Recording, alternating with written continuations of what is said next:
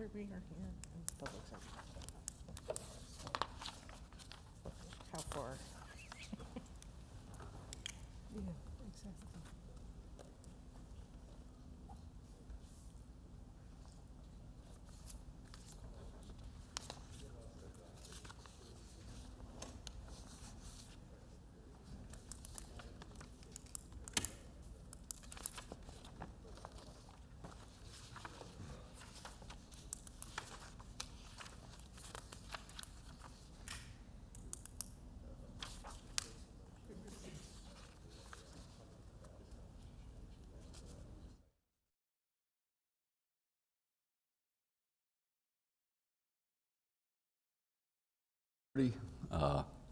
I'm going to call this meeting for the Heritage Preservation Board to come to order. Can we have a roll call, please? Mr. Sprecher. Here. Mr. Mrzinski. Here. Ms. Hallett. Ms. Ryan. Ms. Kaplan. Here. Okay, we have three. Okay, let's go through public. Does anybody have any public comments before we start? No. Hearing none. Okay. Do we have any minutes? No minutes. So let's go to our quasi-judicial. I'd be happy to do that. Before I do the quasi-judicial announcements, I did want to inform the applicants that, as you can see, you have 3 board members tonight. That is a quorum, so the meeting can move forward. However, for any of the applications to be approved, you will need a vote of all 3 individuals. That is the way the rules were written for this board, so you need all 3 people to agree to move your application forward. If you wish to defer to another meeting where there are hopefully 5 members, our majority, or our normal full board, you may do so. So just keep that in mind, and as your application comes up, if you wish to defer, let us know. At this point, I will read the quasi-judicial procedures. This is a quasi-judicial proceeding where the Heritage Preservation Board acts in a quasi-judicial rather than a legislative capacity. At a quasi-judicial hearing, it is not the board's function to make law, but rather to apply law that has already been established. In a quasi-judicial hearing, the board is required by law to make findings of fact based upon the evidence presented at the hearing and apply those findings of fact to previously established criteria contained in the Code of Ordinances in order to make a legal decision regarding the application before it. The board may only consider evidence at this hearing that the law considers competent, substantial, and relevant to the issues. If the competent, substantial, and relevant evidence at the hearing demonstrates that the applicant has met the criteria established in the Code of Ordinances, then the board is required by law to find in favor of the applicant. By the same token, if the competent, substantial, and relevant evidence at the hearing demonstrates that the applicant has failed to meet the criteria established by the Code of Ordinances, then the board is required by law to find against the applicant. At this time, I'll ask the board members, has anyone had any ex parte communications regarding any of the applications before you tonight? Hearing none, I will now ask the members of the board, do they have any conflicts of interest regarding any of these applications before them tonight? Okay. Hearing none, I will now ask anyone that's planning to testify to please stand up and raise your right hand. Do you swear or affirm the testimony you're about to give in this proceeding is the truth, the whole truth, and nothing but the truth? I do. Okay. Thank you. Okay, let's go on to our first application. This is 2269. This is for 160 Reed Street, adding quite a few things. Yes. Okay. Good evening. I'm attorney Michael Steffen, and I'm going to be representing the Marteri Family Trust for the 160 Reed. I have pre-prepared our presentation, and I have adequate handouts. How many does the board request? 6, I believe, or? There's 3. I know you need one for the record as well. 3 and 1 for the clerk. Okay.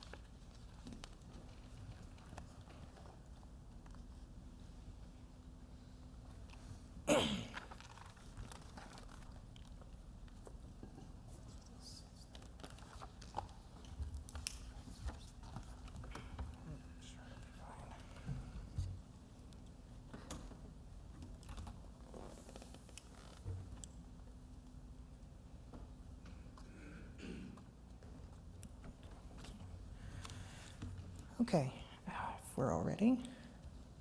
Presenting, Okay. Yeah, I'm sorry, I need to announce you. Okay, staff, can you give your report? Sure. Okay, thank you very much. Caroline Lamford, Principal Planner. So this is application 2269 for 160 Reed Street. This slide shows the location and context of the subject property. This slide shows the red square there is the property located within the local and national register districts. The applicant is seeking approval to install a new paver driveway and walkways, patio, fencing, remove an existing curb cut to Reed Street, to remove an existing tree, and install a major landscaping plan. The pool has actually already been permitted through staff. This structure is a mission style, and it is listed as contributing. Here are some historic photos of the property. Here's a recent property from right before it was sold. And here's some current pictures showing the location of where the paver driveway, the proposed 6-foot aluminum fence, and the walkway and the closure of the curb cut. This plan view shows the paver walkways and driveway. And this is showing the kind of unique paver design and some details on it. This view of the property is showing the back where the pool and the paver patio and the proposed outdoor kitchen would be located. As you could see, it would be behind the courtyard walls and would not be visible from the street. This is just a detail of the pool area concept. And this is showing the fencing plan. Now, the applicant has, the blue line is showing a proposed 6-foot wood fence, and the red line indicates where the applicant is proposing a 6-foot aluminum picket fence with a rolling gate. And this is showing the 2 fence styles that are being proposed for the property.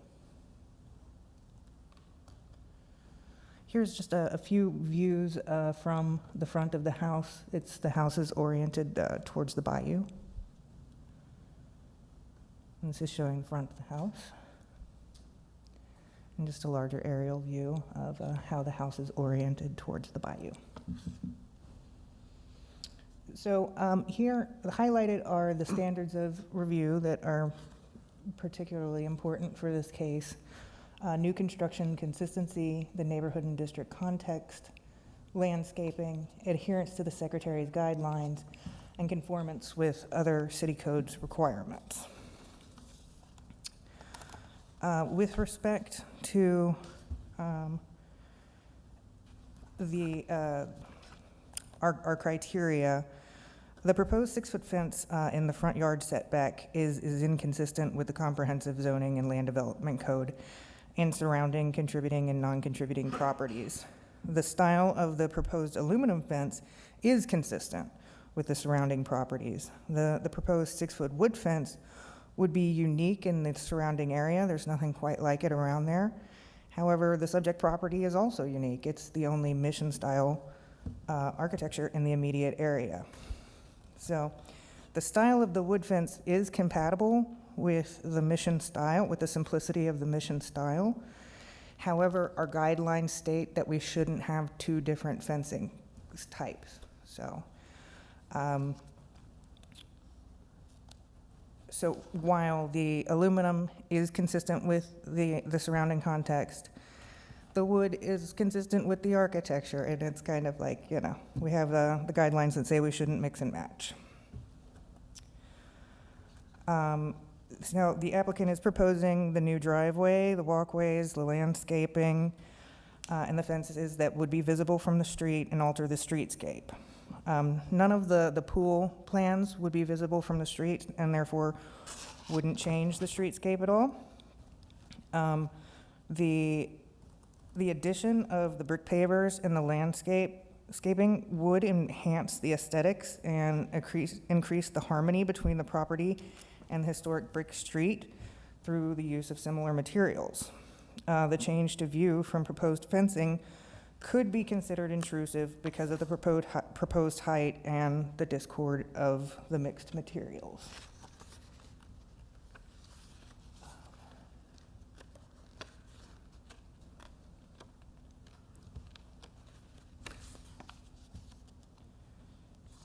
So this slide is showing the standards for review that we have for walkways, driveways, and parking lots. And it is acceptable to establish a new walkway or driveway pattern. It's something that we look at on a case-by-case basis.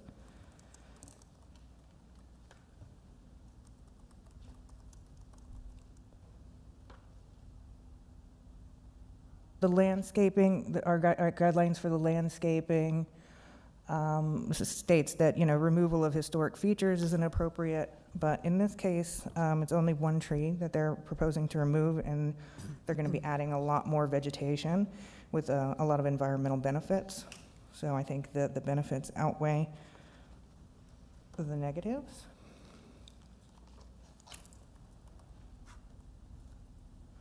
And then our guidelines for the accessory structures, the pool and the outdoor kitchen, again, that's not going to be visible from the street, and it's consistent with other areas of the code. Now the fences, that's really where the crux is with this application. As I've already mentioned, that it's not compliant with the Comprehensive Zoning and Land Development Code because you can't have a fence that is higher than 4 feet in your front yard. That's just against the code. I have mentioned that our guidelines state that you shouldn't have 2 different material types within your fencing.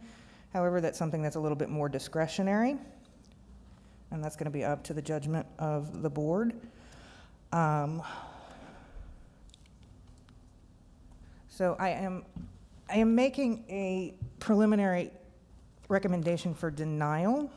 However, that's only because the 6-foot proposed fence in the front yard setback is not compliant with the city code.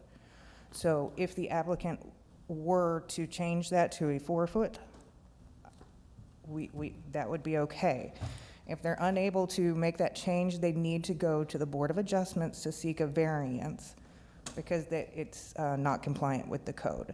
So this board has the ability to approve or deny whatever components of this plan that they see fit. However, this board does not have the purview to say that the height is acceptable. That's the purview of the Board of Adjustments.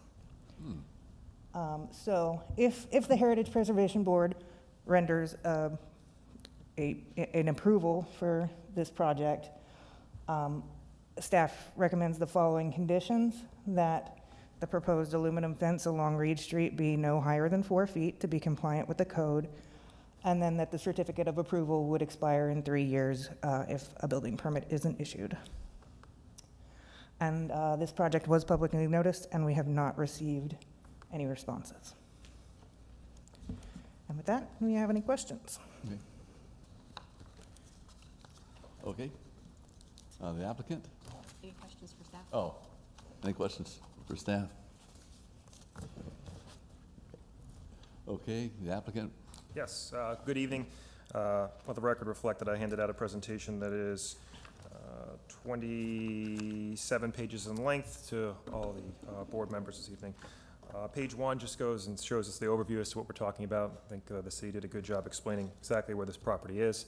This evening, I have 2 experts. One is Mr. Mark Schatz. He's here to talk about the fencing. He's the one that will be doing the fencing, the vegetation, as well as the paver. So if there's any question regarding that, he can address it. We also have the general contractor here, who's Mr. Matt Selby. He's been handling the project as well. So they're both here to answer questions that you guys may have. Slide 3, again, quickly, what the presentation that I plan on showing is that the general aesthetics of the mixed use of the fence would be appropriate in this situation. We believe that the wrong standard of review is being used as it contorts to a front yard and a side yard, and that's primarily the basis of this presentation. Also, we want to be able to show exactly what's going on in that specific street. This property is very unique as to the way it was cut. During a certain period of time, it was part of other parcels, and then it began to degrade into one parcel that you see today. There's rear driveway access and all kinds of stuff, so I think it's important to be able to see that, to understand fully why the applicant wants this done to make it look aesthetically pleasing. And again, that's the overall goal, is aesthetics, and we want it to be environmentally conscious as well.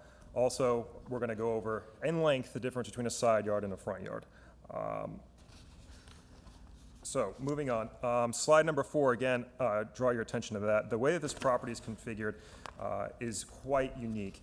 As you see, it sits on the corner and it has arguably views of 3 streets. That's better understood by looking at slide 5. It has Reed Street, Canal Street, and then Canal Street. From the front door, you can see North Spring. And I think that's important because it is on a corner.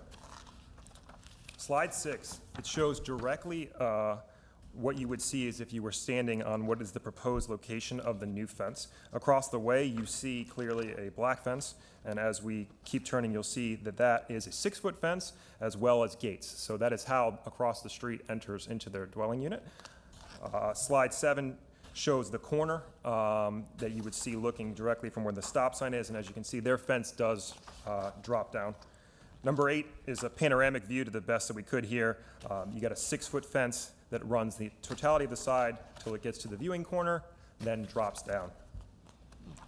Again, number 9 is a closer up view of what you would see directly across the proposed 6-foot fence gate. You would see a 6-foot fence gate that is appropriate as to what we would be installing, so there is no material difference when you look across the street from where we're at to where they're at.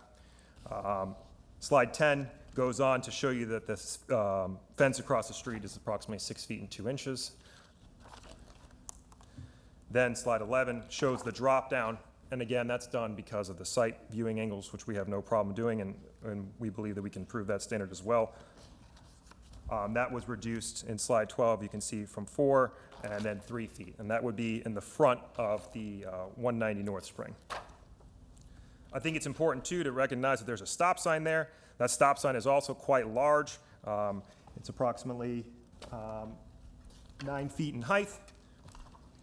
Additionally, slide 14 shows you what you would see if you're standing in the dwelling unit looking out. You can see the 6-foot fence, you can see it drop, you can see the stop sign, and then you kind of see the flow of traffic that would be seen from there. Slide 15 is a Google image. Again, I think this shows a good picture of the 6-foot fence dropping down and then the roundabout that you would see there. Slide 16, again, this is the view of the 6-foot fence. So the proposed application on the left-hand side where you see the 160 Reed would have a 4-foot fence about where that palm is, and then it would go up to 6 foot.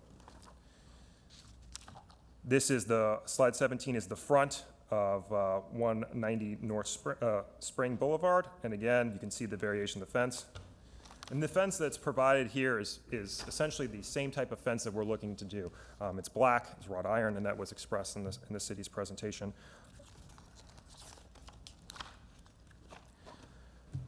So slide 18 is going to show the proposed fencing that we're looking to do. So the fence, it would be in the rear where you see the palms in the back. That would be wood. Taking that across the back and then vertically up front, that is wood as well. So there's almost an L shaped. I think it's important to note that that wood fence would be materially covered by the plants that are going to be installed. It's not something that would just be out in the open. There's a plethora of different exotic plants that are planning to be in. So when you look at the dwelling, you wouldn't particularly see the wood fences stand out. Additionally, as you get to the front, if you take from the corner of where Reed ends, where the stop sign was, you see it would go from 4 feet and then it would go to 6 foot. So why is it making a change? To have a 4-foot fence with a 4-foot gate is not something that you'd want to look at. Across the street, again, it's a 6-foot gate. It's not practicable. It doesn't make any sense to do it that way, and that's why we're asking for the raise to 6 foot. Now, we're going to focus on what is a standard of review. So it's our position that the city's interpretation of what the standard of review is that the totality of the property doesn't have a side yard and that it only has a front yard. We vehemently reject that. There is a definition here of front yard, and the front yard is defined as a yard extending across the full width of a lot or parcel between any structure and the front line measured perpendicular to the structure. On a corner lot, the front yard shall be determined by the locations of principal entrance to and the primary orientation of the structure, which is most often facing the narrowest width of the lot. The city's presentation neglects to define side yard, which we believe is important, and that's 241, 243. A side yard is a yard between the side lot line and the sides of the structure, measured from the front yard to the rear yard, perpendicular from the side lot line and the closest point of the structure. Slide 21 has the definition of a side yard, and I want to just walk through our interpretation here, where you see the corner of the building would be the ending of the front yard, and as you can see, it's our version of the facts here, that the side yard is the entirety of the right-hand side. If that is indeed the side yard, that would allow for a 6-foot fence to be installed because it would be compliant with the code. If the board deems it to be a front yard, then it wouldn't be compliant and a 4-foot would be installed. And again, it doesn't make any sense that this property would have no side yard. It's very rare for a property not to have a side yard. The city proposes that the totality of the property only has a front yard and there is no side yard. And that's reflected in slide 22. If you bring out the property and stretch it out, you can clearly see that it would be in a giant front yard, but that's not the case. Again, the driveway is the front yard. Slide 24, again, we're here on the historical board. I think it's important to notice that in 2014, it is clearly defined that there was some type of walkway that would indicate the difference between the front yard and the side yard. Obviously, the dwelling has changed over time because it was completely rehabbed, but you can clearly articulate where the arrow is and says side yard. That was the intention of the side yard. It wasn't intended to have the entire property have frontage and be the front yard.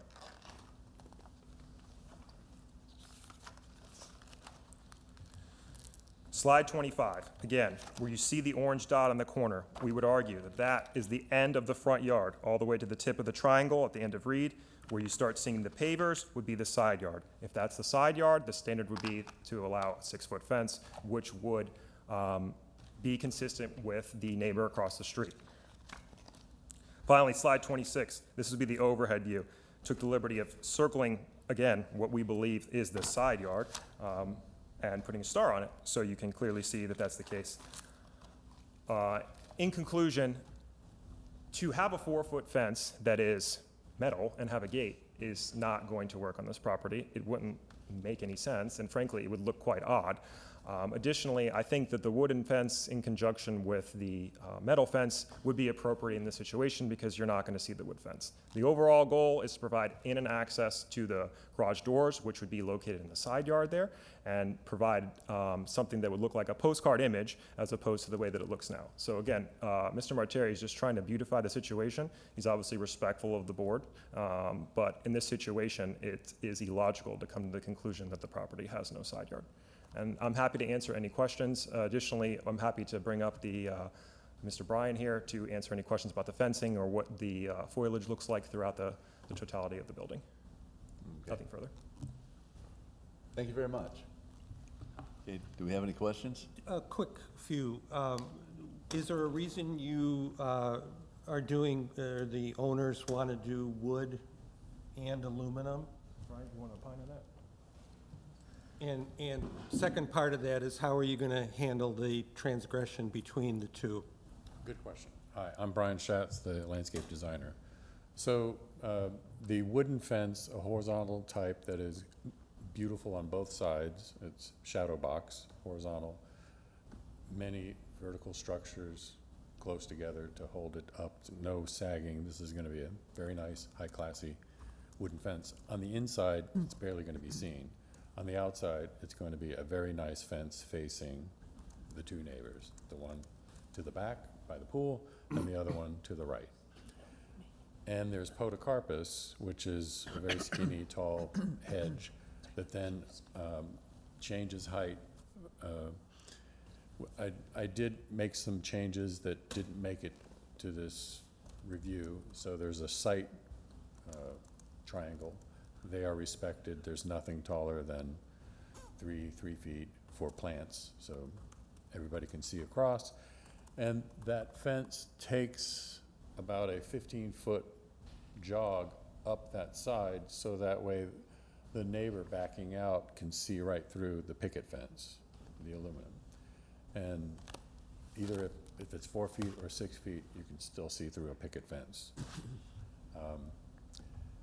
We also changed the rolling gate to a butterfly gate going in. That would even look more silly of a butterfly gate being 4 feet. And I've always thought that the right corner or the left corner, that's the front yard is where the front door is, and where that corner is the side yard. And you can see I respected that. I tapped in, came across, and then hit the property line. So I say that my design is correct for a side yard. 6 feet, you can have that. And for the frontage, for someone looking at this beautiful building, seeing a picket fence, you'll see the beautiful landscape, you'll see the beautiful driveway. It won't be some wooden fence wrapping all the way around. You don't want to have a wooden fence, you know, butterfly gate, the thing would sag, it'd be too heavy. So that's the rationale. It's to give privacy while you're inside, have some acoustic blockage too with a wooden fence. Not perfect because it's shadow box, but it does help, and plus all the other foliage. Any questions? Sir, if you could state your name and address. Brian Schatz, SCHATZ, 14608 Lake Magdalene Circle, Tampa, Florida, 33613. Thank you. Any questions? I have another one. Thanks for that explanation.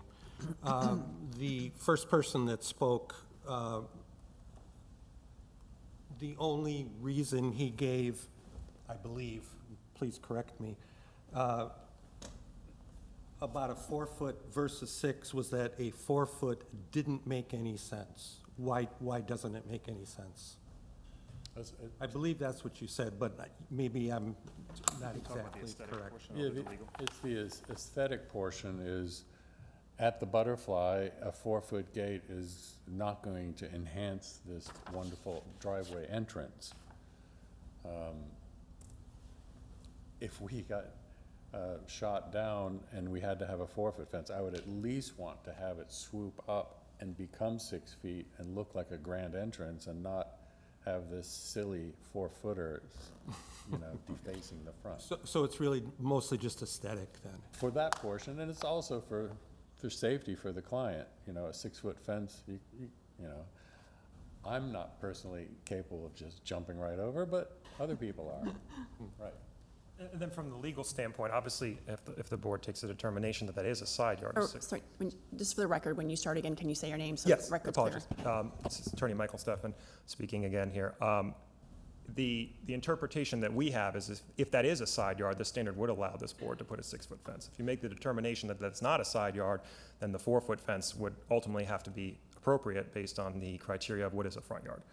So it's both a legal standard as well as an aesthetic one. We believe the legal standard is well satisfied, and obviously the aesthetic one would be up to the board, but I think that makes the most sense. Thanks. Thank you. Okay. Any public comment on this? Is there any more questions? Any public comment? Okay, we're going to close the public comment. Nope, looks like we've got somebody here. Yeah, Oh, I'm sorry. yeah. Mike Cascuda, 623 East Tarpon Avenue. I'm very familiar with the property, and I was scratching, actually was talking to the attorney, is how do you designate the front yard when you actually face 3 streets? So what's the side yard, where's the front yard? And I've always, as I drive down through there, Canal Street, et cetera, I always kind of scratch my head. It's okay, based on what his argument, I understand going down the brick street would be the side yard versus, like, again, you're on 3 streets, where's the front? So that's all. Understand. Okay.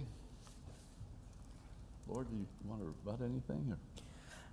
I would just say that it is not staff's contention that there is no side yard, and to the gentleman's point, that we do have a regulation in the code that states, on a corner lot, the front yard shall be determined by the locations of the principal entrance to, so that grand front staircase, and the primary orientation of the structure, which is to the bayou, which is most often facing the narrowest width of the lot.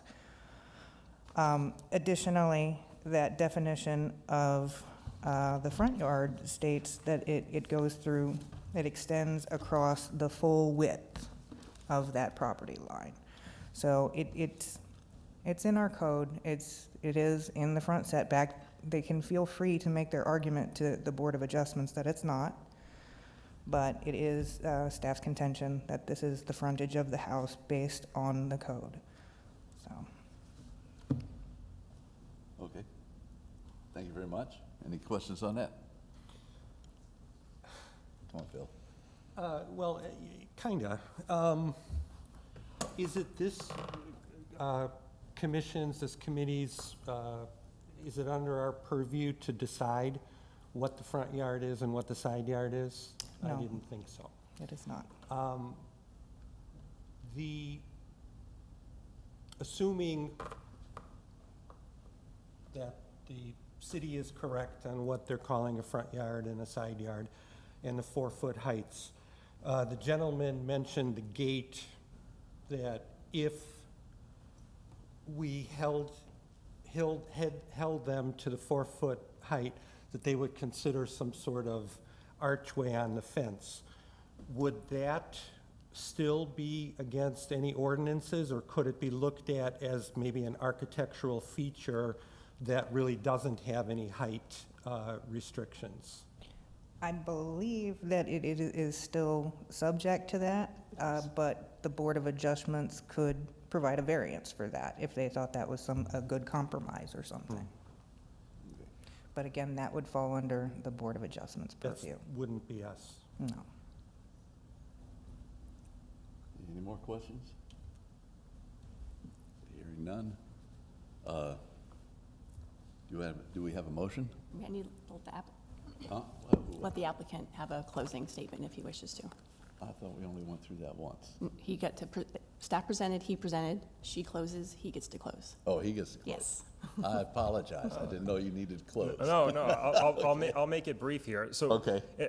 Again, I understand that the city's position is that it needs to go to the Board of Adjustments, but this is some type of circular logic. If we go back there, we still have to come here to be approved. So what we're looking for is the preliminary approval to do that. To the extent that we're denied, it's our intention to go to the commission and appeal the decision, truthfully. So we're looking for some guidance on that, and perhaps Ms. Meyer could opine on that. But again, we're going to end up back here, whether we can put the 6-foot fence or the 4-foot fence because of the criteria that the city has for the historic board. So we're looking for an approval for that 6. If we have to go somewhere else, like the Board of Adjustments, to do that, we can most definitely do that, is my understanding of the law. And Ms. Meyer potentially could opine on that. That's correct. But if you deny this application for the 6-foot fence pending the review of Board of Adjustments, we have no objection to, we intend to appeal it. But there are 2 different silos that we have to go through. This is one of the criteria. So we would just ask the board, preliminary, if you believe that it's the right decision, contingent upon the Board of Adjustments. If you would wish to approve it, it stays as a step. Ultimately, if it's denied, we'll either have to appeal, go to the Board of Adjustments, and then come right back here, which just causes an extensive delay in time. Obviously, nobody lives in this building currently. I don't know what the position is of the client, if he's going to immediately resell it, hold on to it, I don't know. But as you know, every day that the building sits there, it costs money. So we want to make this go as quickly and smoothly as possible. I have nothing further. Thank you. Okay. And if staff may be recognized, Pat McNeese, Principal Planner. If you wish to, you could state whether the 6-foot height of the fence, the gate, or both are acceptable to you, provided a variance is provided, the applicant obtain a variance. You could, that's another option you could do. That way, to the attorney's point, there would not be a need to return to this board should the Board of Adjustment grant that 6-foot height. In other words, aesthetically, with your guidelines, that could be a question you could answer. And we'd also like an answer as to the board's decision on if it's appropriate under the board's guidance to have the wood as well as the aluminum in conjunction. So, again, obviously, we request that. If we approve it, what we'll do is we'll condition it. Well, It seems. You have to have a motion. Well, we have to have a motion so everyone's first. Let's get a everyone's given their motion. argument. Now it's Yeah, let's get the motion first. No, I understand. I would just ask for a resolution to both of those Everything, questions. yes. Obviously, whatever the board decides, but we would like a full resolution to it. There Thank will you. be a full resolution. Okay, Well, so we can discuss it more. I'll just make a motion to approve with And conditions. What's, Okay, what are the what's the conditions? condition? You have to be specific what the. Have con- to actually mention Yep, the say what the conditions conditions for this? are, yeah. Okay. Unless it's just staff's recommended conditions, then you can say approve with the recommendations that staff has made in their report. But if there's anything other than that, you need to specify what they are. Oh, so I don't have to be real specific. I could just say whatever we come up with, basically? no, if Or I it's, still have to be You need- specific? If it's not just accepting what staff had recommended in their report, you need to be specific about what your recommendations are. Oh, The okay. what the conditions would be, I'm sorry. Right. Well, I would make a motion to approve the 6-foot fence as presented, along with the wooden fence as presented, if the applicant gets an approved variance. well, I think that's separate. Am I right? No. No. No, that's it. So the applications for all the different things we talked about. Okay, so right? that'll go through. Yep, the two different types of fence is yours. You Yep. get to make that determination. said, yeah. All the other items are yours, you just make that determination. Right. The only thing that's not yours is the 6-foot, if it's decided that that's the side yard or a front yard. Right. So the condition would allow the application to be approved, if this is voted on and passes. The condition would allow this to be approved, but with the condition that the Board of Adjustment approve that 6-foot fence if it's determined that's the part of the yard that needs Right, approval for a 6-foot fence. right. Right. Does that make sense? Can I add on to it a Yeah. little bit? Oh, jeez. I know. Go ahead. These things can get really crazy. And I'm not quite sure how to say this, but I personally would also be willing to approve if for some reason the variance didn't go through, but they approved the little arched gate. I would put that as part of the motion to approve, either or. Does that make sense? It does to me, but one of your board members has to Does it make jump sense on. to you guys? Okay, you're gonna have to second Well, that. somebody second it, and then I'll explain it more. She is Okay, seconded. second. All right. Okay. What I'm saying is, first of all, they have to go for the variance. Yeah. And it has to be approved. Right. If it's not approved, All bets are nothing happens. They can either get the approval for the full 6-foot fence and wooden fence, just as they propose.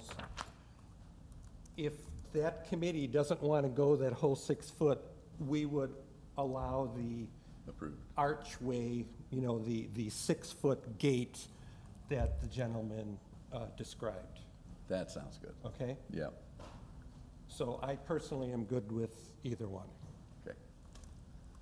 as long as they get the variance, Okay, that's a good second. I'd have to agree, okay? yeah, because I'm real sensitive with side yards. I live on a corner. And too. Yeah. frankly, I understand, it's a very unique property, and Yeah, I'm not sold on what the front yard and side yard are. I go along. So that's why I'm willing to give a little here. Are we ready for a vote? Okay. Can you give a roll call vote? Ms. Kaplan? I approve. Mr. Mrozinski? Yes. Mr. Sprecher? I approve also. Congratulations. Thank you. Step one. One thing Step to add. one. Can Ms. Meyer, Yes. just would request a very clean record on this. This is going to get convoluted when we have to go to the other board. So can we have the order specifically read aloud, or, because it was kind of confusing as to what exactly was approved. Would you mind She's repeating going to tell that? you what she has. and what I she- have that there was a motion made to approve application 22-69 as presented with staff recommendations. In addition, No. No staff No recommendations. No. staff recommendations, because the staff recommendation was 4 feet. okay. Am I Yep, right? but you did not say that. That's I did not say that. That's why we check. Yeah. Yeah. So, as presented, as long as the Board of Adjustments approves the 6-foot fence in the front yard. In the event the Board of Adjustment denies the 6-foot fence, this board would allow the 6-foot portion of the gate to be 6 foot, a portion of the gate to be 6 feet. Gate entrance. I would just add, and point of inquiry, because obviously the board's decision, the word front yard there could potentially be misleading in the order. So if we could No. have some clarification as to No. what That exactly that wasn't is. part of my, That's what. That's altogether what different. was motioned and approved, and that's the So, presentation. So so can you You read it can- back one more time, just so I'm clear? I apologize. obviously address that with the Board of Adjustment, and they may disagree with that, but. that- No, I Yeah. understand. So, one more time, I apologize. I just mixed it up. Okay, to approve the application 22-69 as presented, as long as the Board of Adjustments approves the 6-foot fence. In the event that the Board of Adjustment denies the full 6-foot fence, this board would allow the 6-foot portion of the gate. You know, the gate, the entryway. No, I understand. So that version would be the final one, because the previous version was the that- word front that was yard in different. there. You So, didn't have front yard in that yeah, one. I know, that's Right. why I'm confused, Mr. Your, Mayor. my memory was your motion said the fence along the front yard, you were fine with it being 6 foot if the board was fine with it, or the gate could be 6 foot if they didn't want the whole thing. So I think it needs to indicate, he said front yard. Okay. And then they can take up the issue with whether it's front yard or side yard with the Board of Adjustment. Exactly. One more time, and I apologize. This Get it right here now, Yeah, it's if we right. could just get it right, again, this is Okay. going to be very critical for the next step, and I apologize, I'm being very attorney-like, but I just want to Application clean that up. 22-69 as presented, as long as the Board of Adjustment approve the 6-foot fence in the front yard. In the event that the Board of Adjustment denies the 6-foot fence, this board would allow the 6-foot portion of the gate. Very good, nothing further from us, Good. appreciate it. Thank you. Okay. Thank you. Thank you, Board. Okay, one down. We will go on to application 2270. Actually, I apologize. There is an error. It's actually application 2287. Oh, okay. Same thing. It's correct in your well, actually, it says 2187 in your staff report. Rife with errors. I apologize. 187? 2287 is the number of the application. That is the correct. Okay. 2287. 130 Gross Avenue. Yeah, 130 Rose Avenue. Gross, yes. Gross. Okay, this is for existing porch, some repairs on that. Staff, you want to give a report to this? Thank you. We'll turn off.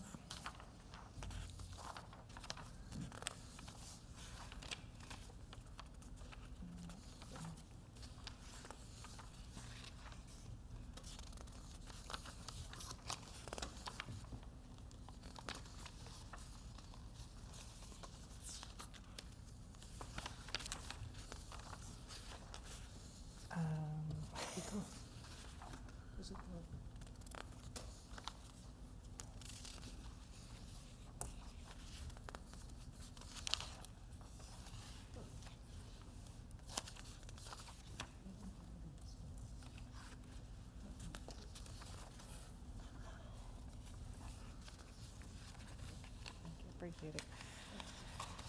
Okay.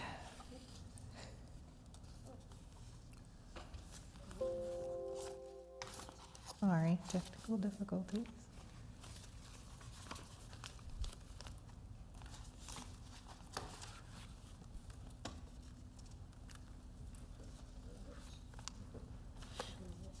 Yeah, now it's working. Okay, wonderful. Thank you. Thank you, Pat.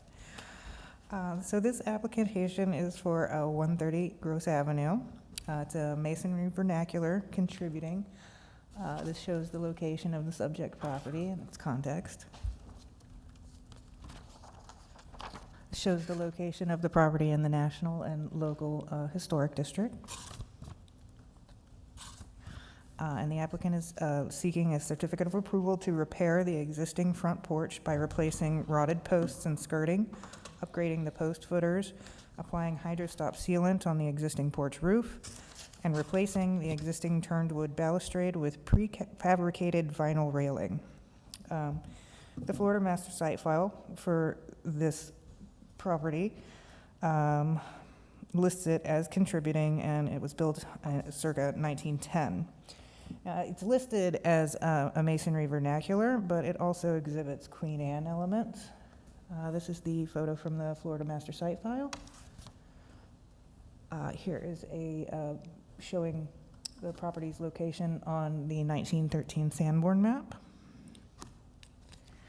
And here's just a little diagram showing some of the Queen Anne elements. Has multiple wall textures, decorative chimney, multiple roof lines, multiple gable dormers, the turned wood post balustrade, stained glass transom, the brick pier foundation, wrap porch, and the chamfered wood post railing.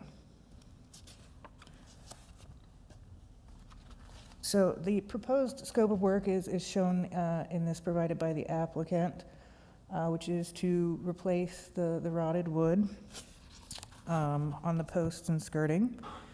And here's an elevation showing you where they're going to be upgrading the post footers. And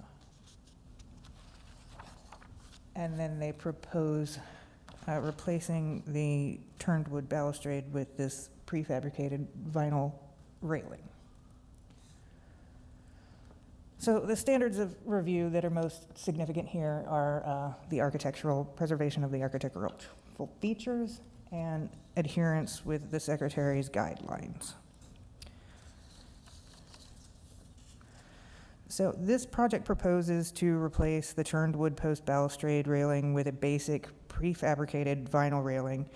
It's inconsistent with the structure's original architectural style and character. The proposed project would replace original historic materials with prefabricated vinyl rather than attempting to repair or replace damaged posts and railings with wood, as is proposed for other elements of this project. The original appearance and materials of the porch should be maintained to retain the architectural integrity of the structure and the character of the district. The applicant has provided no evidence that repairs cannot be made or replacements can't be made. I know materials are scarce these days, but you can get wood. You just have to wait for it for a little while. In addition, this project does not meet the Secretary's standards, and it conflicts with the following standards in particular. The historic character of a property shall be retained and preserved. The removal of historic materials or alterations of features and spaces that characterize a property shall be avoided. Distinctive features, finishes, construction techniques, or examples of craftsmanship that characterize a property shall be preserved. And deteriorated historic features shall be repaired rather than replaced. Where the severity of the deterioration requires replacement of a distinctive feature, the new feature shall match the old in design, color, texture, and other visual qualities, and where possible, materials.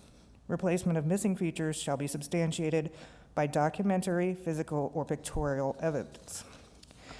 And more significantly, in my opinion, new additions, exterior alterations, or related work should not destroy historic materials that characterize the property. And replacements should be compatible with the massing skies and sails and architectural features to protect the historical integrity of the property and its environment. In addition, the project is expected to comply with the codes. However, it's inconsistent with the comprehensive plan, particularly the historic resources element goal 1, to identify, preserve, and protect the architectural, historical, and archaeological resources within the city of Tarpon Springs.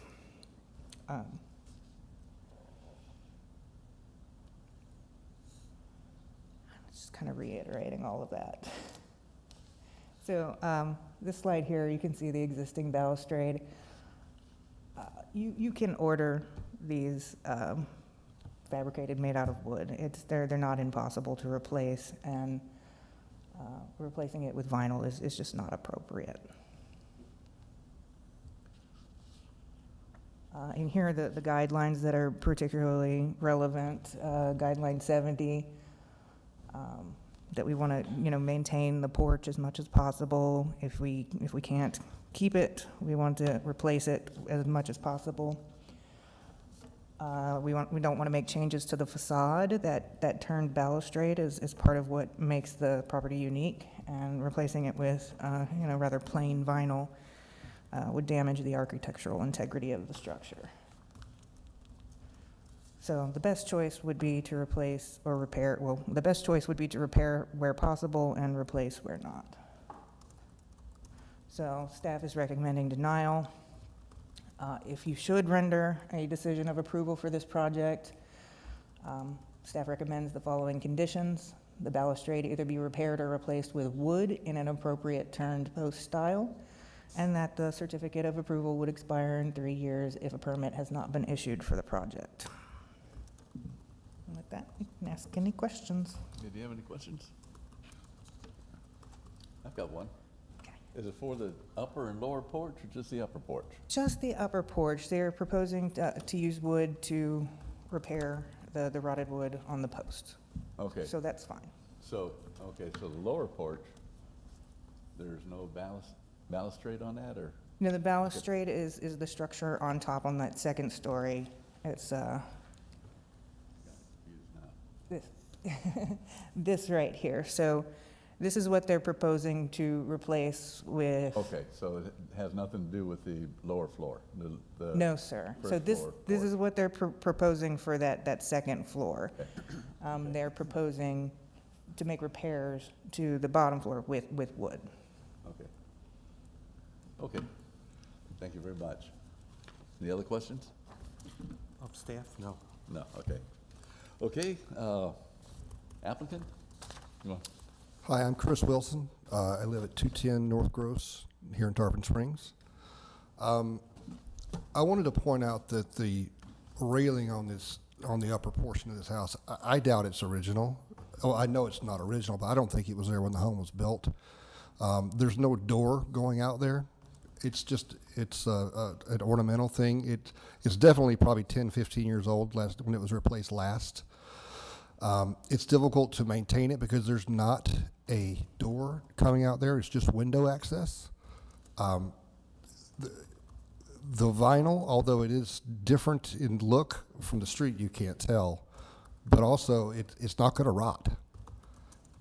This house is always going to fight those turns and joints, and there's so many parts sometimes that they're constantly going to fight this. So what we're trying to do is repair the porch and keep what we're doing is we're taking apart just parts of this porch, and we're leaving everything we can leave and just replacing the rot. So we're going to great lengths, and the customer's paying a little extra for us to do that, to make sure we maintain the whole porch as much as we can. We're even trying to keep the original metal shingles on top. So what we're going to do is reseal those with a component called Hydrostop. But we're going to keep everything we can. But the railing, I bet it was added on sometime, who knows when, and it's probably been replaced a few times already. So I mean, I would bet if you could find a picture from 100 years ago that it wasn't there. So, any questions?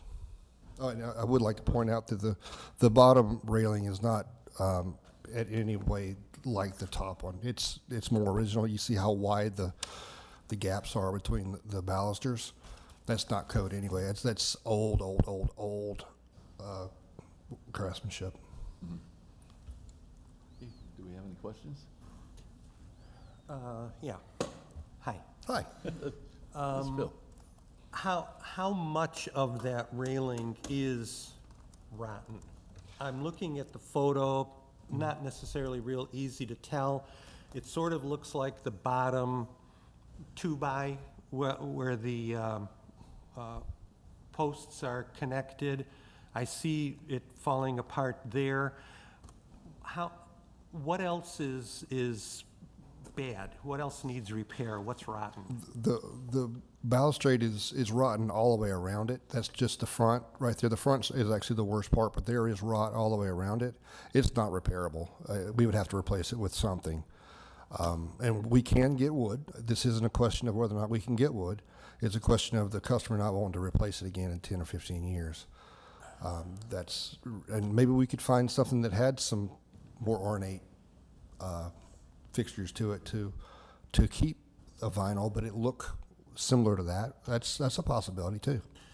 The reason why I went with that particular railing is because I actually live next door, and I have a permit for a fence in the front of my house. It's the same thing. So I thought that since it was approved for my home, which is in the historical district too, that it would be approved there. I thought this would be easy. Okay. So approximately, what's the percentage of the railings that are bad, that need repair? 1, 2, 3, 4, 5, 6, 7, 8, 9, 10. There's about 25 or so across the front. How many of those are rotten? All of them. I mean, at the base. One of them. The base. Absolutely every one of them. At the base where it hits that bottom rail, it's rot. It's, there's no saving it. Yeah. I think there might be a better picture, a closer up picture.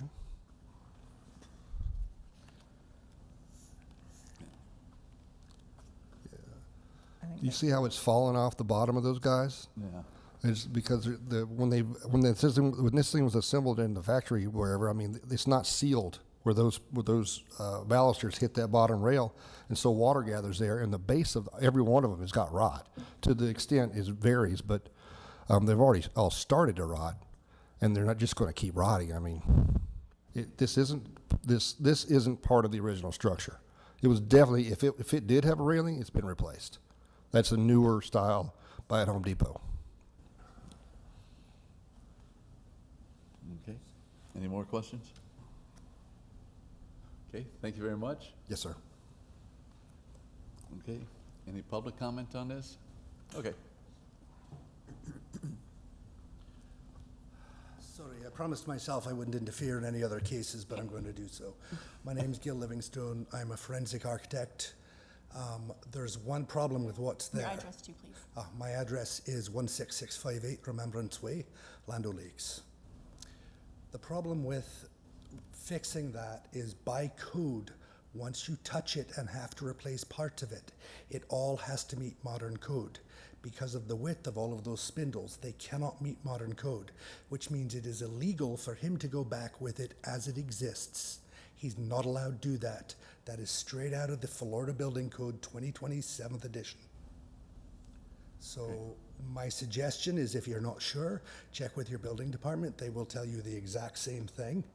But to be honest, I do a lot of expert witness work, and I'm telling you, it's directly in there. So thank you. Okay, hold it. You got a question.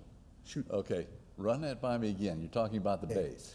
When you work on a railing, or any part of a building, for Yeah. instance, if you touch any part of a building, whether it is a repair, replacement, whatever, it has to be done to modern code. In other words, let's say this was done in the 50s. We had no real code in Florida in the 50s, we all know that. Modern code requires that the railings, the space between them, cannot be more than 4 inches. And because that's got windows surrounding it, and children can get out on that patio, that means that whatever goes back there has to, per code, be no more than 4 inches between every single railing. And the way you actually test it is you take a little 4-inch ball and you push it right through. If it goes through, it's too wide. But that's straight out of code. And because the whole thing is toast, and because so much of it has to be repaired, you're not allowed to go back with what it was. Now, make him go back with wood, whatever, that's up to you guys. But it cannot go back in this style with that width of opening. It's not allowed. Okay, clarified that very well. Thank you. Sorry for interfering, but Oh, no. We appreciate all the input. thank you. Okay. Okay, applicant rebuttal or anything? Call, oh. Rebuttal? Okay. I would just say that, clearly, you can get wood. We can do something with wood. I would argue that it may not be original to the original structure, but the eclectic nature of this property and the city of Tarpon Springs itself makes this an architectural feature of this home that has significance in its own right at this point. Vinyl is clearly not an appropriate material. Okay. Thank you very much. More? Do I hear a motion? No, you need to let. Yeah, the applicant now has an opportunity to close. You have to, everybody gets a chance. Applicant, do you want to say anything? Then you can. Sorry, this is so Yeah. difficult. I don't disagree that we can get wood. Absolutely, we can. Just the only reason why we wanted to try to not have to replace it again. But we can get wood, and if staff would approve it with wood, we would accept that. We really need to get this through the building department because this structure is, right now I have it jacked up and held up with posts. A good whip of wind or a big storm can grab this thing and probably destroy a large portion of this home. So we need to get this thing locked down. Okay. So we just need a resolution. Okay. Can I ask him a question? Of course. All right, you mentioned that you would be okay with wood, but what is the design that you're looking at? I mean, if you made it in wood, are you looking to just have the simple 2x2s or whatever straight line up, or are you looking to match what's here now? We'll go with whatever staff agrees. We're not, Okay, doesn't matter. We just need to fix this house before it falls. okay. You're, I don't know. I can't do it. You can't do it.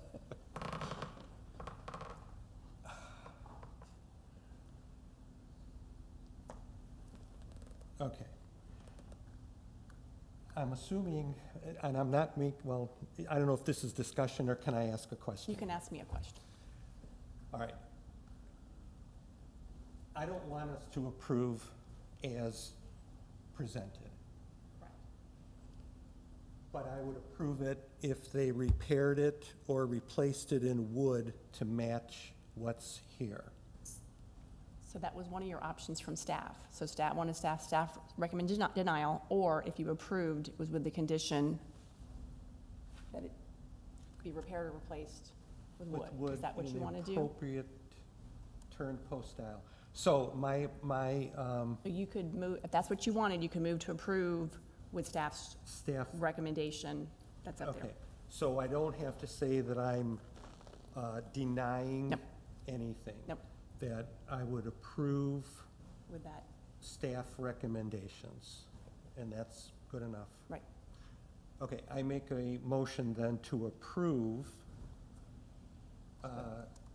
as long as we go along with the staff recommendations. Okay, here a second? Second. Okay, good. Okay, just a couple comments. One is, I fully appreciate your talking about the widths. Okay, what we're dealing with right now is the style. Of course, we have to go with modern day conventions and stuff like that, but we're talking about the style. Number two is hardy board, things like this that is used on the houses now as a substitute. They look like original wood. They look like the original part that was on there. Okay, so that's what I think we're trying to preserve right there, is so much the look. And it may be, you may be right, it wasn't original, but that's the character it has now.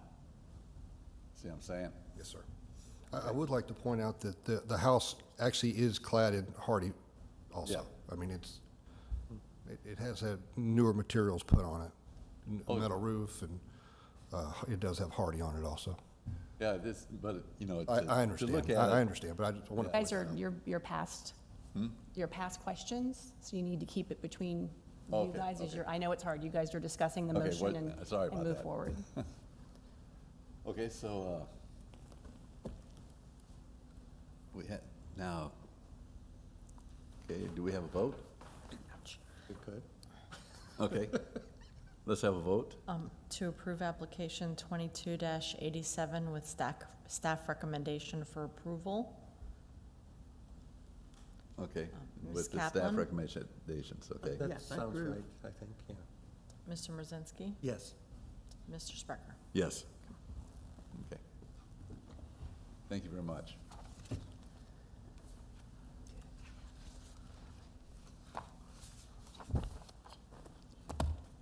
Okay, go on to application 2272. This is for, oh geez. This time, I have two different numbers. Pull it. apologize, I don't know, I must not, Yeah, it's- back to kindergarten. I have a That's 2274 and a 72 or 2272. 73? 74. 74. It's supposed to be 74? Where does it say that? It's supposed to be 74? Yes. Yes, I apologize. Supposed to be 74, Yeah. okay. This is for 53 West Tarpon, and this is a replacement of the roof and removal of some chimneys. Okay, can we have staff report, please? Sure. So here is the location and context of the subject property. Here's its location called out within the National Register and Local Historic District. And the applicant is seeking a certificate of approval to remove the existing rubber faux slate roof and two extant chimneys to below the roof deck to be replaced with asphalt shingles for the main roof and copper standing seam metal on the two existing dormer roofs. Copper drip edge and valley flashing is also proposed.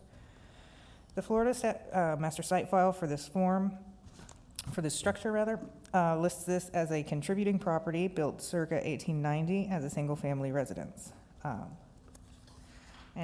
Queen Anne styling is expressed in this structure through its asymmetrical plan, multiple roof lines with front-facing gable, decorative chimneys with corbelled brick caps, multi-paned upper sash windows, brick pier foundation, a full-width porch, chamfered wood posts, and a wood balustrade.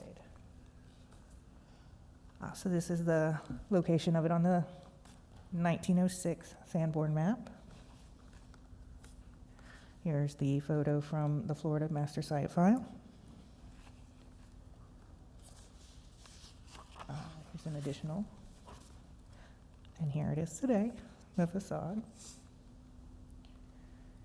And this is looking from the west side. And this slide just points out some of the Queen Anne characteristics. Note the spindle frieze, the two prominent chimneys, the multiple wall textures, pretty much everything you can ask for in a Queen Anne. Here's just some views of the roof and those chimneys. These are provided, if you look down to the bottom right, this was provided by the applicant, showing that the roof is in some disrepair. So highlighted here, the standards for review that are most relevant to this application, the neighborhood and district context, the roof shape and texture, architectural features, and adherence with the Secretary's guidelines.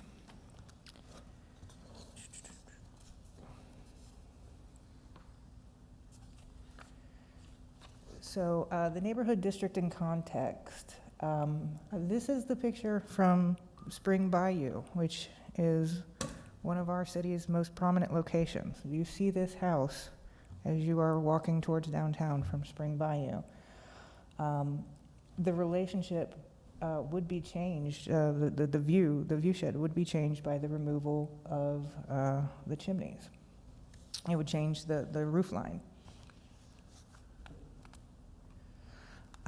So this slide is showing you your standards for review for roof shape and texture. The shape and texture of the roof shall replicate the shape, texture, and type of roof, distinguishing the original architecture and structures of similar style. To your bottom left, that's kind of a blow-up of the Sanborn map, which it's hard to see even though I blew it up a lot. But it's showing that originally it had a shingle roof. So a shingle roof would be appropriate. In the middle there is the shingles that were proposed and provided by the applicant.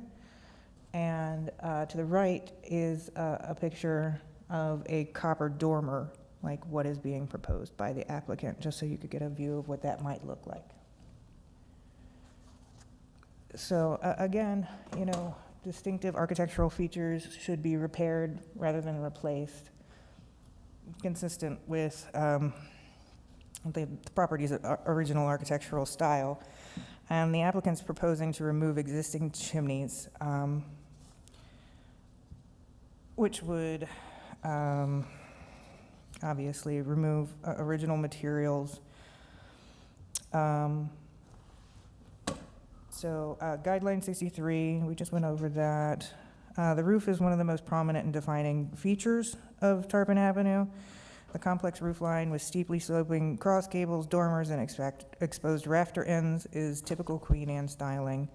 The decorated ridge chimneys contribute to the complexity of this roof line. There's sufficient historic evidence to indicate that the structure originally had a shingle roof, and therefore replacement with asphalt shingles is appropriate.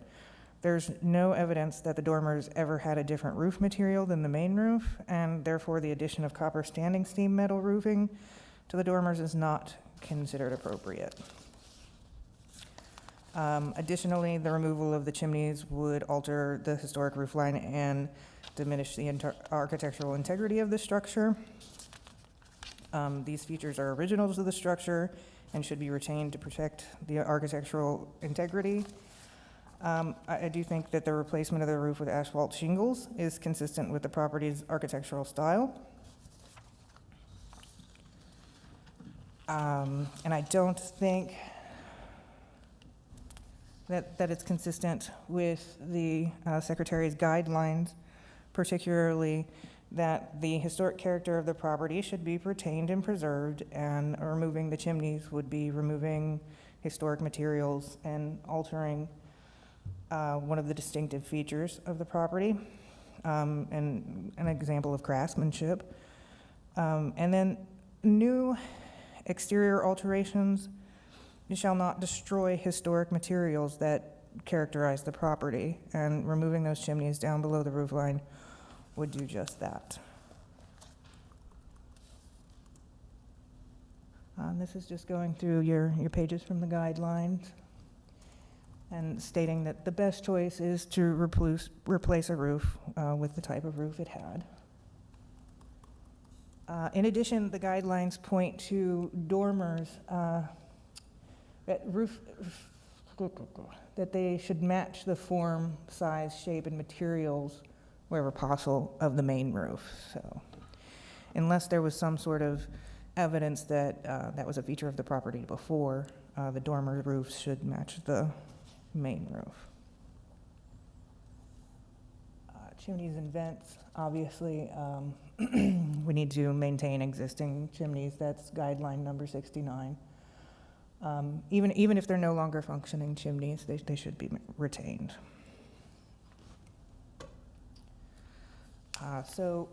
Staff recommends denial of this application as presented. However, if the board cares to render a decision of approval, staff would recommend that the following conditions be required. Asphalt shingle should be utilized for the entire roof, including the dormers. Chimneys must be retained and, if necessary, repaired using materials consistent with the historic brick chimney. And then that the certificate of approval would expire in 3 years if a building permit has not been issued. The project was publicly noticed. We did not receive a formal response, but a concerned citizen did call, and I discussed the project with her. And that's what I've got. I have one question. The two dormers you're talking about are the two small dormers, right? Yes, sir. Okay. And those are on the front of the house?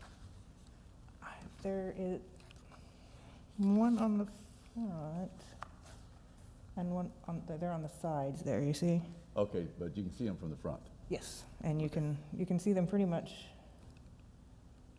I mean, the roof is really one of the remarkable features. Yeah, I see what you're saying.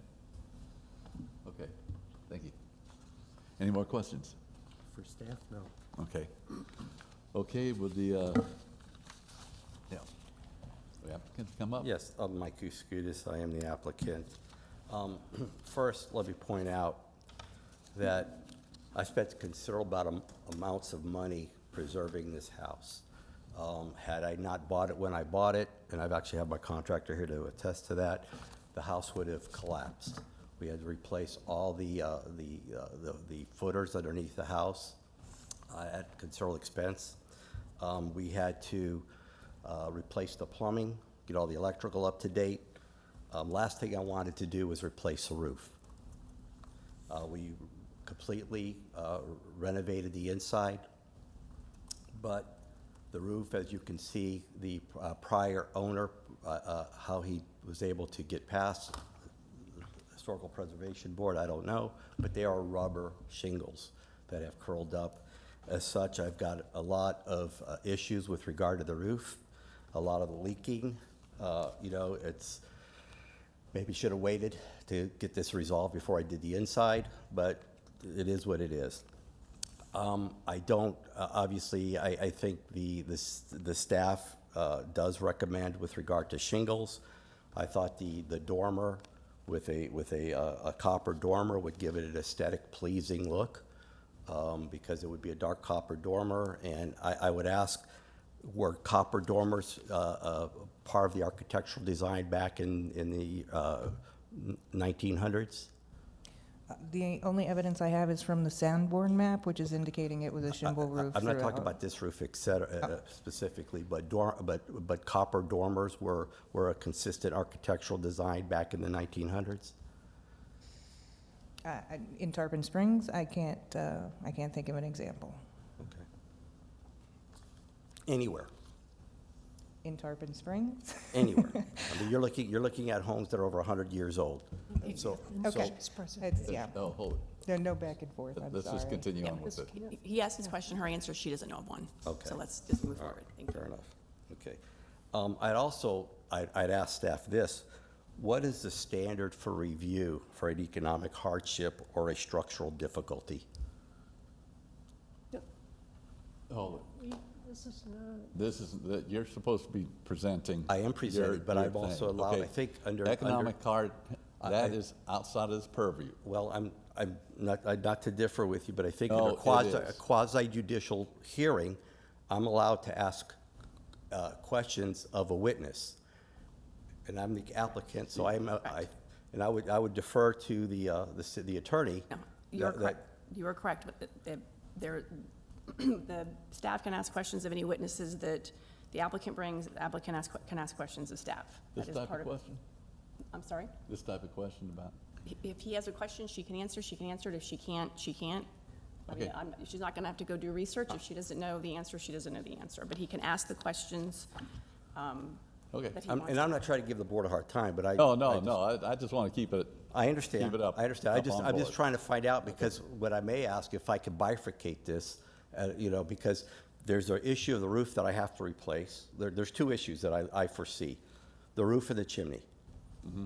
The roof, from my understanding of the staff's recommendation, is it's okay to fix the roof with the shingles. Am I correct in that regard? That is correct. And the only difference we have is the copper dormers. That is correct. Okay. Yeah. So what I want to look at and ask questions about is, I sit here and I look at I sometimes watch this board on television, and I look at the applicants come up, and one of the questions that always comes across to me is the requirements having an historic property and the economics or the affordability. Someone says, well, why did you buy it? But when you have an historic property, it's an investment, and it's an ongoing investment. Understand. Because of the nature and the age of the structure. Mm-hmm. And so, in some regards, I don't know what the standard of review is, and I'll use the applicant that was here before. If that structure fell down and she couldn't afford to put it back up, what happens? Does the board require us to have to rebuild it? And my question is there a standard of review in the code with regard to an economic or a structural difficulty when it comes to structures in the historic district? I think I can probably help with that. I think at this level, the answer is probably no. There's criteria this board has to follow, and one of those criteria is not economic hardship. I'm Now, asking the staff if there's anything in their No. staff report that they look I'm at. trying to help you too. Okay, I appreciate that. But she is right. Okay, that's That, fine. you know. But I gotta ask we the don't- question. That's okay. We are not designed to take that into account. But I gotta ask the You would question. have to go to the Board of Commissioners probably. Okay, Am I fair right? enough, fair enough.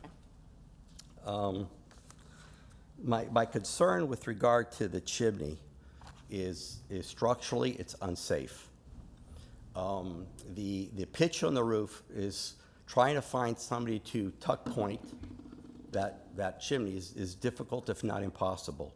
But even if I did, there are still problems with regard to the structure of the chimney that may preclude me from trying to repair it. And at this point, I'd like to, I'm allowed to present a testimony at this point? Yep, I'd like to call it an expert, if you don't mind.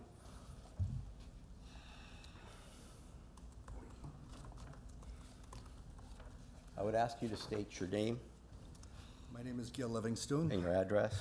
16658 Remembrance Way. Okay, and what's your educational background? Good Lord, you want all of it or just the stuff that pertains to this? Stuff that pertains to this. All right, I've got a master's in architecture and community design. I've been practicing for nigh on 20 years. I do historical renovations, and the oldest one I'm doing right now is 101 years old in Tampa.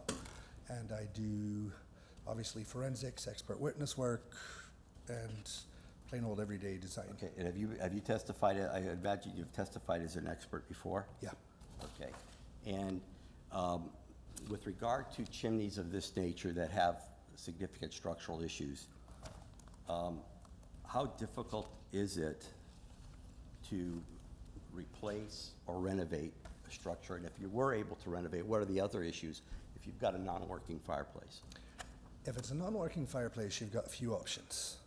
You can either leave it as non-working, board it up below altogether, do whatever you want with it, and then what goes on the roof for your chimney, you've got to, especially with one this old, essentially you tuck and point like you said, then there's certain materials you have to spray on the chimney, on the brick.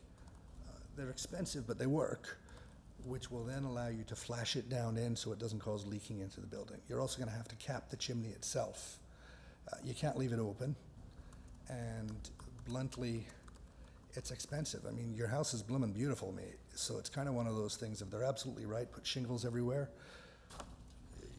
But the chimneys, if I owned the house, given my druthers, the least expensive way I can see to fix it and make it keep that historical look with keeping with what staff wants, because she's right, they should stay there, is to take them off altogether, shingle the entire roof properly, and then put faux chimneys on top. Because you can always get a faux one made. They're not expensive, it's not dangerous, and then once it's anchored in properly, you're not going to worry about it blowing off and hitting somebody. Because even when they point tuck it, the problem is you can make sure the internal structure that actually holds it up stays properly there without actually drilling into it and adding steel. So it creates a whole big nasty mess. So I would say either take them off or replace them with faux ones that look as close to that as you can get. And they're not expensive, they're just a pain in the butt to make. But in the meantime, if you've got leaking going on now, my response to you would be, if they'll allow it, fix the bloomin' roof first, get rid of it, and then agree to do something to give that chimney look back. You know, either that or if they let you do it without the chimneys. But one way or the other, your best interest as the person living there is to get rid of that old chimney itself and either replace it with a faux or just leave it gone. But that's you guys. Okay. And This is what I get for interfering. okay, and I got a question All back. right, okay. Okay, what is the material of faux? You call it a faux, what is it? To give you an example, oftentimes the faux material is foam. If you look in a lot of magazines, you'll see big heavy timbers on ceilings of some Oh, of yeah, these giant yeah. houses. You know they're not real wood. Oh, I understand. They're actually foam. Okay, but they have weatherproof stuff that, Yes, so you can get foam ones made specifically that look like that, just show them a picture and they'll make them. It takes a few months to get them made because they've got to go off and bring them back. And then you actually coat it with fiberglass once the foam is in place, and then you paint it so it truly looks like it originally did, but you can pick them up with one hand. They're extremely light, and then you just anchor it in place. So Okay. it's a wonderful way of doing things, if you will, that will not cause any harm and keeps the look you want. And it's a few $100 to buy these things, or at least it was before COVID. I'm not sure what it is now. And there you go. I have clients, bluntly, who will have a giant house and they want to do heavy timber, and I look at them and that one piece of timber is 10 grand. And then I go, or we can spend $600 on one faux one that looks exactly like it. The only people who ever know is the owners. So it does work. My real concern as an architect is life safety, which is, if that's as bad as he's saying, and granted, I haven't seen it, so this is the most I can see. But assuming he's right, it then becomes dangerous right now. So my personal response would be, okay, shingle the whole thing, get rid of those, and later on, give him however much time he needs once the guys figure out how to make it to put a faux chimney on there, and call it a day. Okay. Thank you. Okay, sorry, but. No, yeah. that's what I want honesty. Any- So, any- and- Hold it. Any more questions? He's not done presenting. Oh, no, I know, He kinda did- before the expert, like, So we can yeah. let the presentation. Okay. And it's not my intent to put a piece of styrofoam on the roof. Let's just be clear. You know, I like the aesthetics of the brick roof. I mean, the brick chimney. Trust me, I like it. But my concern is, I can't really, when you don't have you used to be able to find craftsmen to do work. Okay? Trying to find a craftsman on a roof that's pitched as high as that is difficult to find anybody who wants to go up there. The chimney is not safe. My roofer told me it's not safe, and I'm sorry they're not here. They called me today to say that they couldn't be present. Well, my contractor's here, so I would just call my contractor up to say a few words, because he's real familiar with the chimneys itself. Yeah, I'm Bill Larson. I'm a building contractor in Tarpon Springs. I live at 20 Reed Street. I can attest to the chimney, at least on that part, as far as it being faulty. The bricks are lit, the mortar turns to sand after so much time. Some of you probably know that. And the brick are loose to the touch. And that slips off a roof and, I mean, it hits somebody on the head, that's it, you know. I mean, I get the whole historical thing, but the roofs there is a life safety issue there, so something has to be done. That's all I gotta say. Yeah, and as I was saying, is it was never my intent to remove the chimneys. That was never my intent until we inspected this. We inspected, realizing, well, it needs to maybe get tuck pointing. And I don't know if you were tuck pointing familiar with, is that's when somebody actually grouts between the bricks. Oh, yeah. I'm Okay. familiar with that. But when it's on sand, you can't tuck point because there's nothing for it to adhere to. Okay, it's adhering to sand, so it just doesn't work. And so, in respect of this board, trying to find a craftsman to do something that you can't find to do, I've got a roof that leaks. Do I have to wait till I find somebody, whether it takes me 6 months, a year and a half? I've got leakage, which could turn to mold. You know, when you have a leaky roof, you know that the problems start to mount up, and that is the reason we had requested the removal of those chimneys, because it's a lot easier to remove them and have a solid roof, because they are inoperable. They have been boarded from the down. I had animals, critters, going into the chimney, coming into the house, squirrels, etc. And so the ideal thing is not to have them. I don't think it takes away that much from the aesthetic design of the property. Obviously, it's going to be painted. I'm waiting to get the roof done before I paint it and get whatever landscaping I put in there to make it more attractive. But we spent a lot of money, and I know money's not an issue, but it is an issue. Okay, and so safety. And if the chimney were to fall, does that mean I have to rebuild it? If I can't rebuild it, if I can't find, so I saw a nod from the staff that said I would have to rebuild it. So let me ask the staff this, if I couldn't find anybody to rebuild it, what's the result? I'm unclear what the result would be. Well, I mean, you said I would have to. You said I would have to rebuild, so if I have to rebuild, what would be the result? I think it would be a finding of demolition by neglect. It hasn't been properly maintained. And there's procedures in the code for that. So I'm asking this board to approve my application for the reasons I stated. Okay.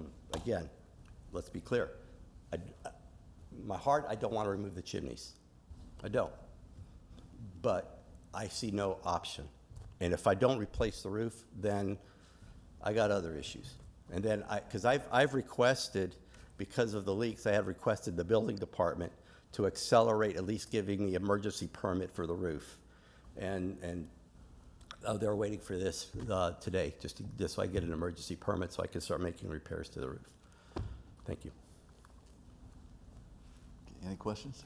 A real quick question, why did you decide on two different roofing materials? The copper dormer, I think, gives it an aesthetic look. I have in my house, I have shingles with a copper front porch on my front porch. So I think it was an attractive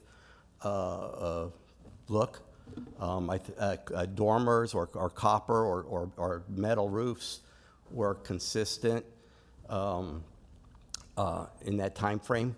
I know, because you're talking about costs, but if it's really copper, I gotta assume that's way more than shingles. Copper looking. Oh, copper looking. Oh, all right, okay. So we're talking faux copper, like faux chimneys. Okay, all right, okay. Can I ask staff a quick question? You're supposed to go to public comment, and then staff can rebut. Get any public comment? Okay, we got one. Oh, you do. Public comment. And then when they rebut, you can ask. Good evening, Mr. Chairman and members of the Preservation Board. My name is Cindy Terrapini. I live at 22 North Spring Boulevard.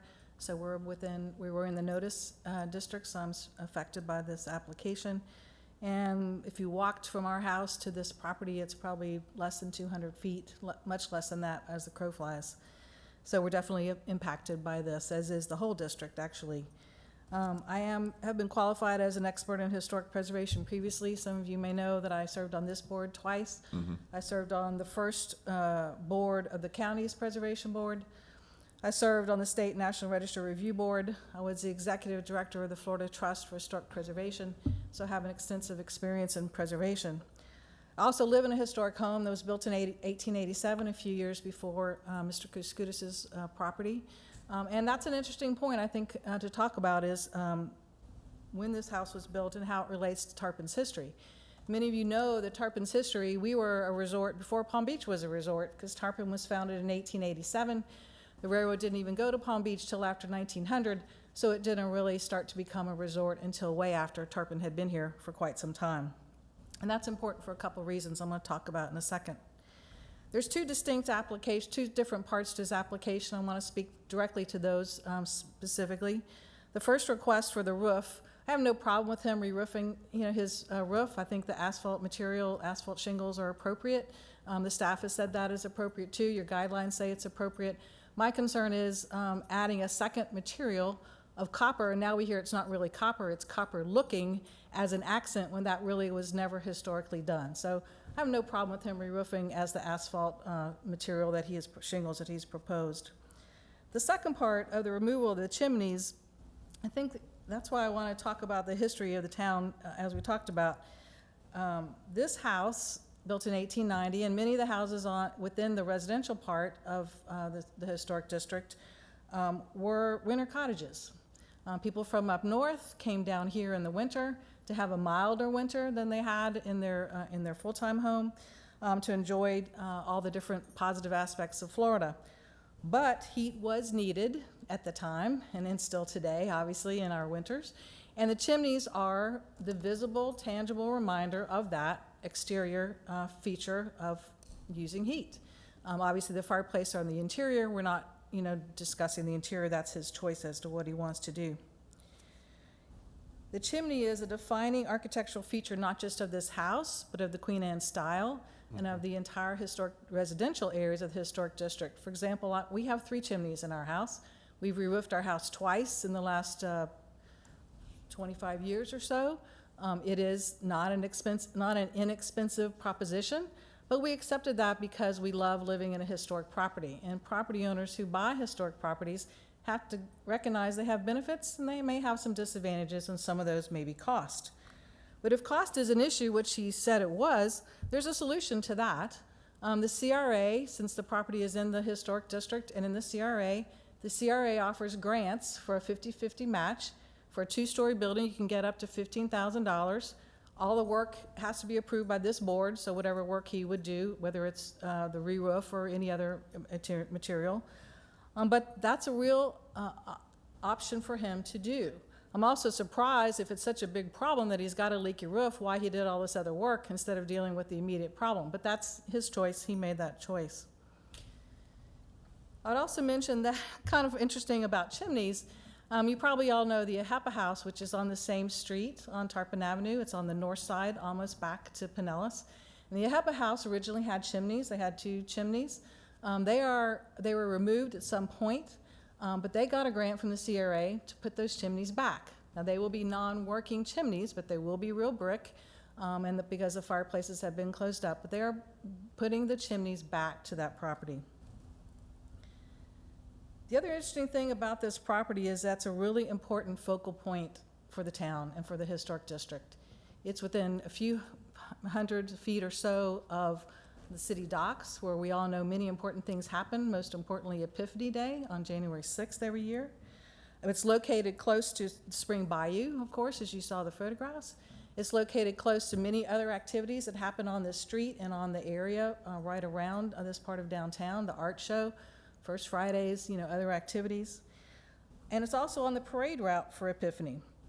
And we're seeing lots of activity on this street in addition to this property. But again, as I mentioned, the Ahepa House, not only are they going to redo and re-put in those chimneys, they are planning to do an extensive renovation to take the house back more to its historic aspect. This property is also located immediately next to 2 city parcels that the city spent a fairly large amount of money to purchase in the last few years, the old Sun Bay Motel, then the Hoffman property. Now, what the final use of those properties is has not been determined by the city, but again, this is an active, renovating, exciting area of this part of Tarpon Avenue, and to have something significant feature removed from a contributing structure, I think would really be inappropriate.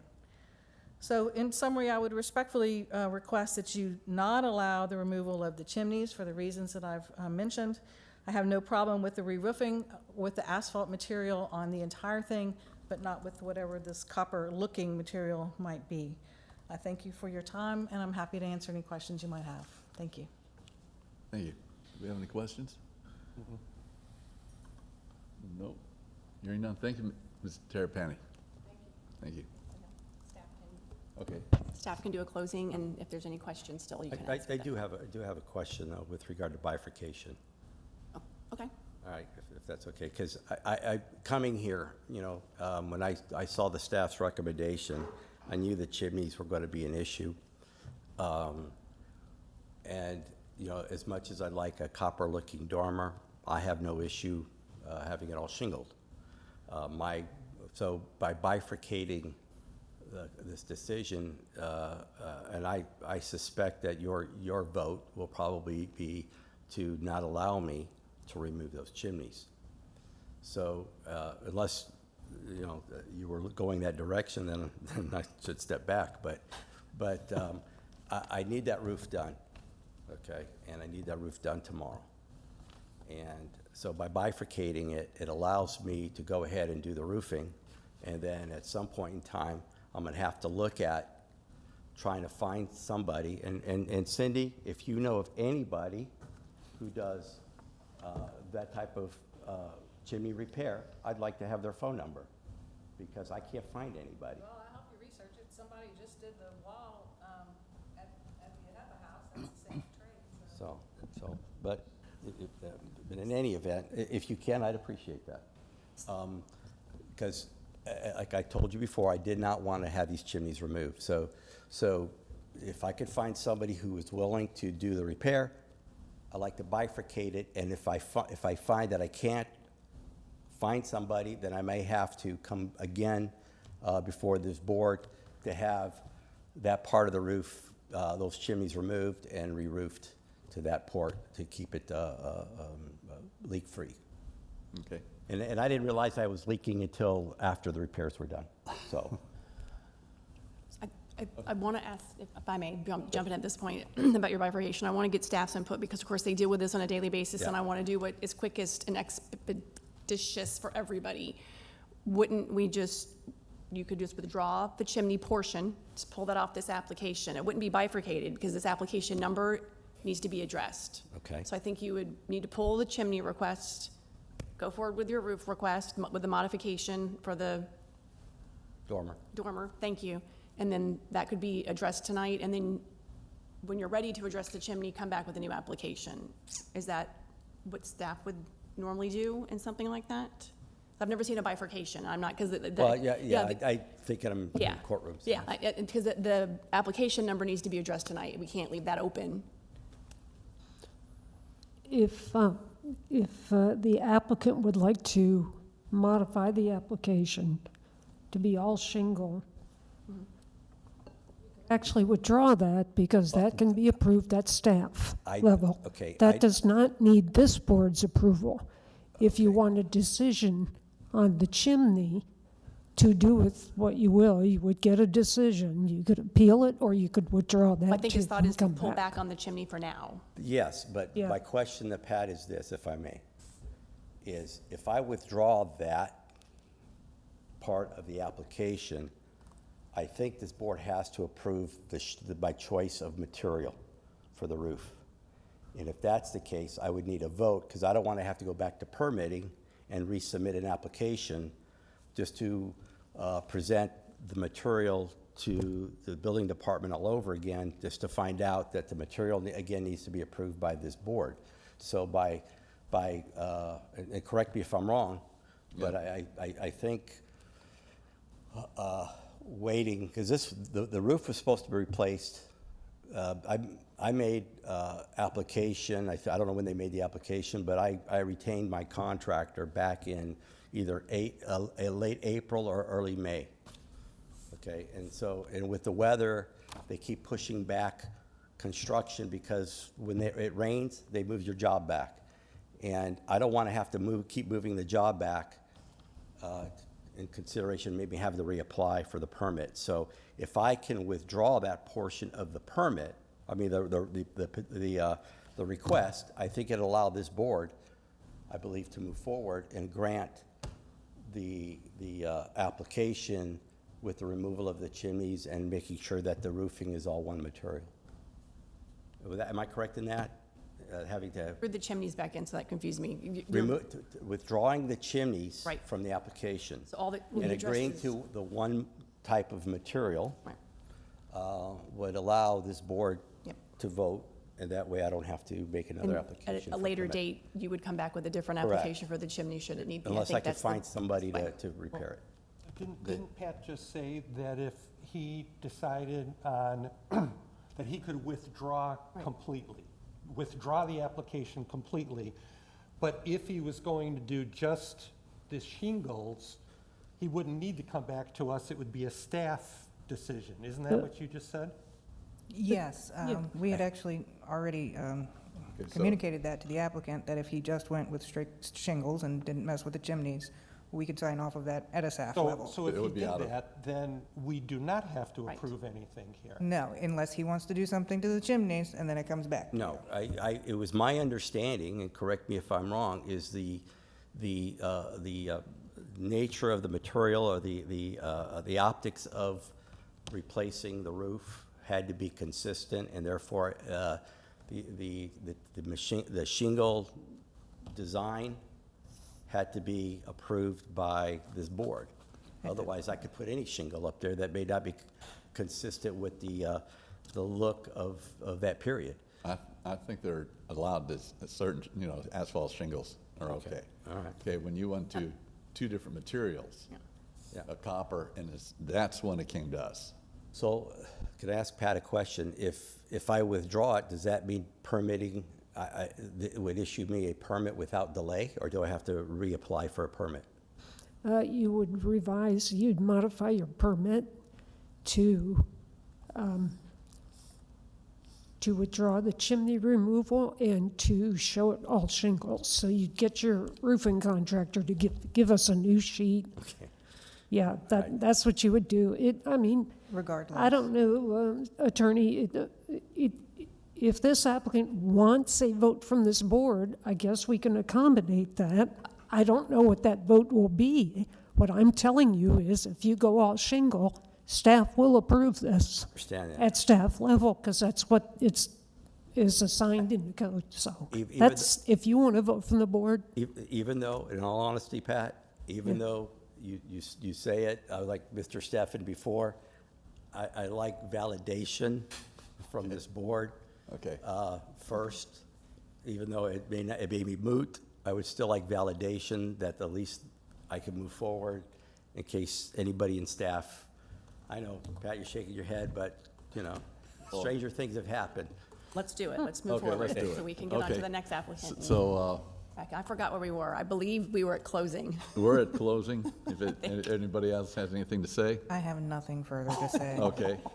Okay, now, you need to make it. Well, since nothing's Can I technically do this? been No. withdrawn, He's announced, I don't want to speak for you. I believe he's made it Oral clear. modification of the application. He's modifying the application. The chimneys are gone for now. They're no longer part of the application, and it's modified to all Consistent shingles. consistent shingle. but if he withdrew his application, what are He's we modifying. voting now? He's modifying it. He's modifying. He's modifying. Modifying Yes. it. I want your blessing. Yeah, he's modified the application. Modification, just so we have some clarification here. The modification is you're not going to touch the chimneys, you're not going to do faux copper, you're going to do all shingles, asphalt shingles. Shingles, correct? Yes, sir. Yeah. So now we need a motion Okay, my motion is to approve as modified. the modified application of shingles only. Second. Second. Okay. Okay, can we have a vote? Yes. It's to approve application with modification of only shingles. Okay. And that's application 22-74. Ms. Kaplan? Approve. Mr. Mrozinski? Yes. Mr. Sprecher? Approved. Thank you. Okay. Belt and suspenders. Real quick, I want one clarifying question. So since he withdrew the chimney removal part of his application, if he Yes. decides to pursue that later, New that would be a application. new application That'd with be new new notice application. and new Yes. public hearing? Yes, ma'am. Yep. Thank you so much. Yes, ma'am. Yeah, that'll be new. I should confirm that with you, because that's Okay. your section, but yeah. Let's see where we're at now. I got one more. Okay, we'll move on to application 2275. And this is on 315 South Spring Street, exterior modifications to a contributing structure. The staff? Okay. I think I actually got the numbers right on this one.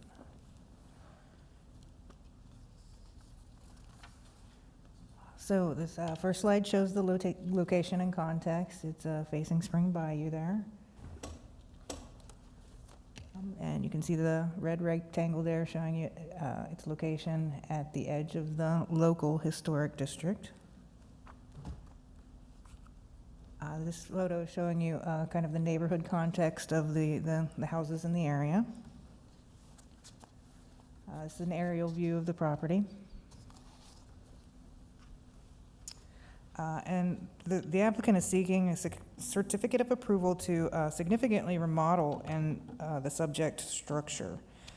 The Florida Master Site File Form for this structure lists this as a contributing property built in circa 1951.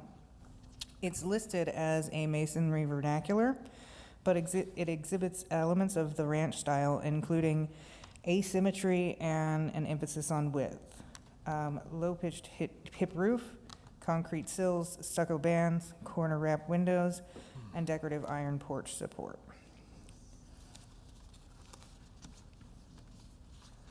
And here's a list. This is, I apologize, this is kind of gonna be a tough one. We saved the tough one for last.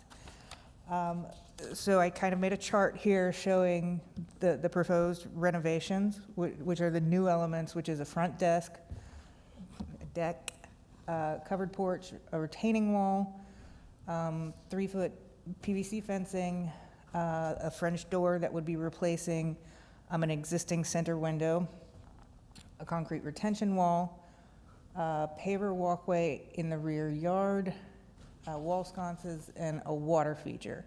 And then on the right side, we have replacements, which is a rear deck roof. The proposal is to replace the circular drive with a paver walkway, replace a south elevation window that had previously been removed, so that would be restoring a feature, replacing the decorative iron column with a stucco column. The existing front door would be replaced with a French door, replacement of the rear door, have the wood deck twice, and just repairing the existing stucco. So got a lot going on. So this is his house. So it is a masonry vernacular, but again, it has the ranch elements, and you can really see from this picture, the movement of this house is horizontal. There's a real emphasis on the width and asymmetry. One of the notable features of the wraparound horizontal window arrangements and the concrete sills. The offset side entry, so not having the front door at the front of the house, that's a detail. And the iron railing, the scrolled iron railing, typical of homes of this time. So this is the proposed plan, and it's got a lot of elements to it. And I'm sorry, I would like to note for Ms. Kaplan's benefit, this property came to us, application 2187, before you were on this board. And the structure was being proposed for demolition, and this board denied that. So we're very happy that the applicant is coming, seeking to renovate the house. I think this picture shows the major changes to the facade. They'll be adding this front porch structure in the center, replacing that center window with the front door and then side panels, and then elongating those corner windows. Here's just another more recent view of the house. A view from the rear. Here are some pictures that were provided by the applicant showing the original architectural features that were on the house. There was some brick cladding and multi-pane casement windows. Here's just some close-ups of some of the significant details on the house. Oh, and you can also see in this picture there was an additional iron scrolling there. So these are all of the things that that are relevant to this application. So new construction consistency, windows, doors, and entry, neighborhood and district context, roof shape and texture, size and massing and shape, landscaping, architectural features, adherence to period of construction, adherence with the Secretary's guideline, and conformance with other city code requirements. So I'm going to just try and walk through as quickly as possible some of the the standards that I think we've got some work to do on. Windows, doors, and entries. That's probably one of the most significant standards that we need to look at here. So the width and height of the windows, doors, and entries should be consistent with the original architectural style. So we shouldn't be changing the facade fenestration of the house, and that's what they're proposing to do. Again, one of the significant features of this house is that horizontal and width. So distinctive features should be repaired rather than replaced with consistent materials and consistent with the original architectural style and character. So as you can see from this picture, we're proposing to alter quite a few of those things. So adherence with the Secretary's guidelines.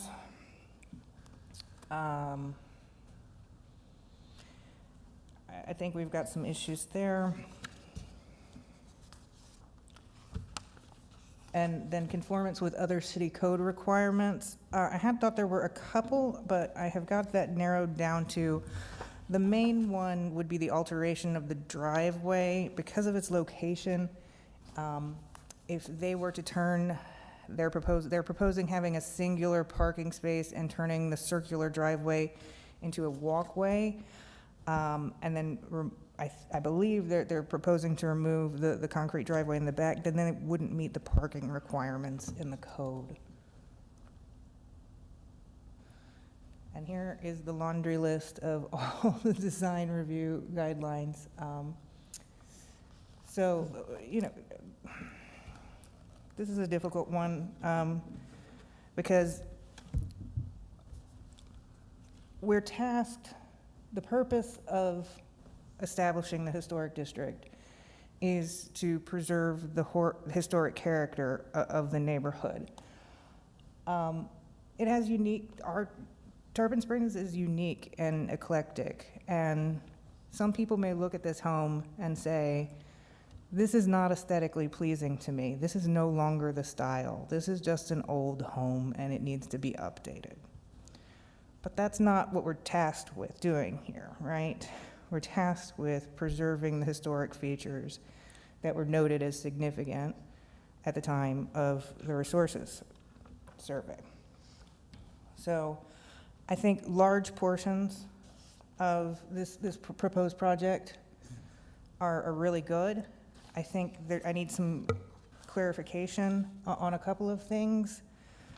And I just really feel that the choice to remodel the structure to a contemporary design rather than rehabilitate the structure, it's not consistent with the goals, objectives, and policies of the comprehensive plan, nor the charge of this board. However, should you choose to recommend, so I am recommending denial as presented. However, should you choose to make a decision of approval, I have a kind of laundry list of conditions that I'd like to see. We need to preserve the historic fenestration. The facade windows would be great if we could replicate those with the original casement windows. Don't add the front porch. Don't add the new front door. Keep the offset entry that's consistent with the style of the time. Potentially preserve the original metal posts and railings. That one we could maybe work on. Remove the decorative concrete posts. Remove the single front parking space and retain the concrete driveway at the alley for parking. We just need some clarifications on some dimensions I'm not sure of. We need to clarify the fencing plan, the dimensions and functions of the water feature to make sure that we've got all the right setbacks and all the right fencing. And then the typical that it will expire in 3 years if the building permit has not been issued.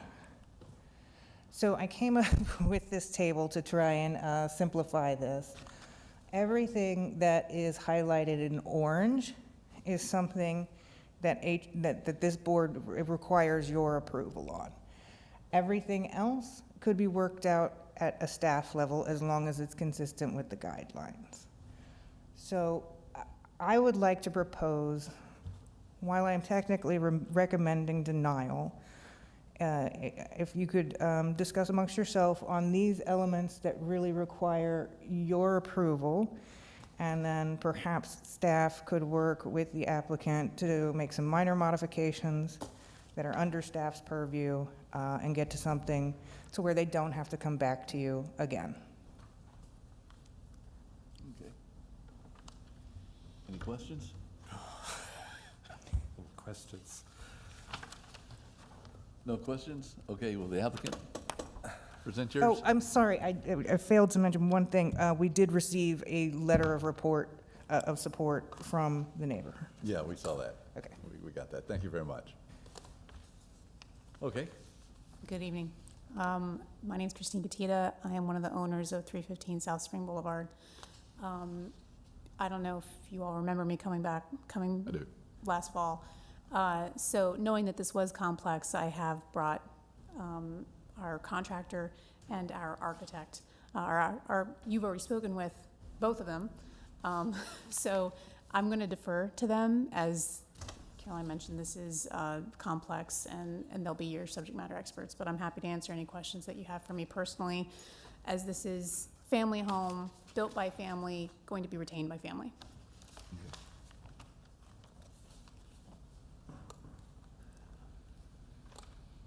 And you see, now here's the real reason I was here. My name's Gil Livingstone. My address is 16658 Remembrance Way, Land O'Lakes. And, well, can I get going, or what would you like to do? All right, well, You keep on going. let me knock some of these things out, first of all. Retaining wall, get rid of it, removing that. Changing the driveway altogether. The driveway is going to stay. I'm going to nagger to fix the concrete and make it prettier, but that's nothing to do with this. What driveway are we talking about? The front driveway. Oh, you're, sorry, back driveway stay. Front driveway, Okay. I'm still going to nagger on that. Then the water feature is gone. As much as I would like it to stay, because I think it's beautiful, it's also a huge liability issue and not worth it. The other thing is the fence. The fence, that'll be the 4-foot-high aluminum standard that's approved per tarpon. What y'all were talking about earlier. Okay, so let's knock those out of the water, so they're gone, if you will. All right, now, with all due respect, I totally disagree with you on this horizontal and width, style and character thing. Bluntly, if you turn back to your historic pictures, if you wouldn't mind.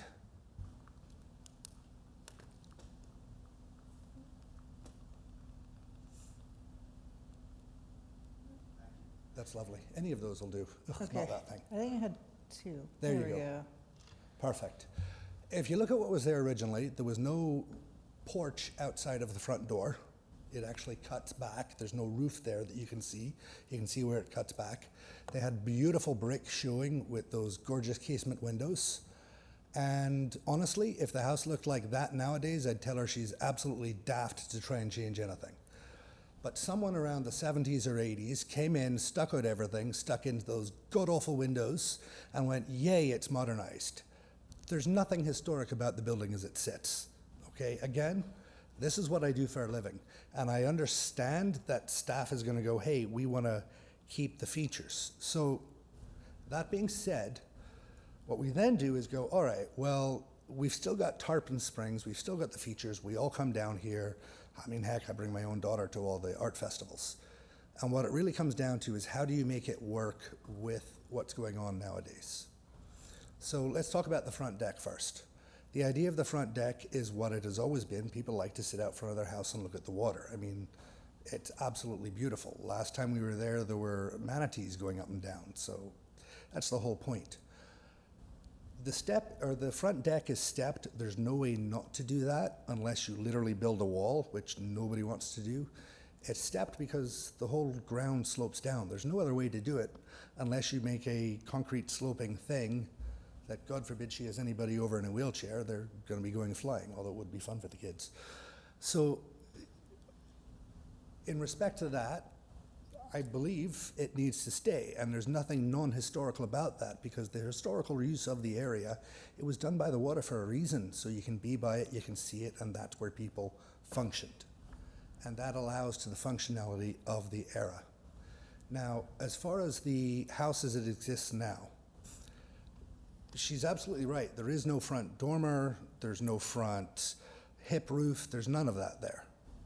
The problem is, the door on the side, bluntly, is not pretty, to put it nicely. There's the reason the neighbors said, yes, please do something about this. It's the ugly house in the area. Sorry, Christine. So the idea was, all right, well, let's look around and let's see what features work for tarpon and what are on the homes in the area. And I have pictures of them if you'd like. But the whole reason we went with the hip roof on the front with the straight columns coming down is because there's many homes in the area that do exactly that, well within the historic district. So we want to keep to that language, which is extremely important. Again, they're 100% right on that.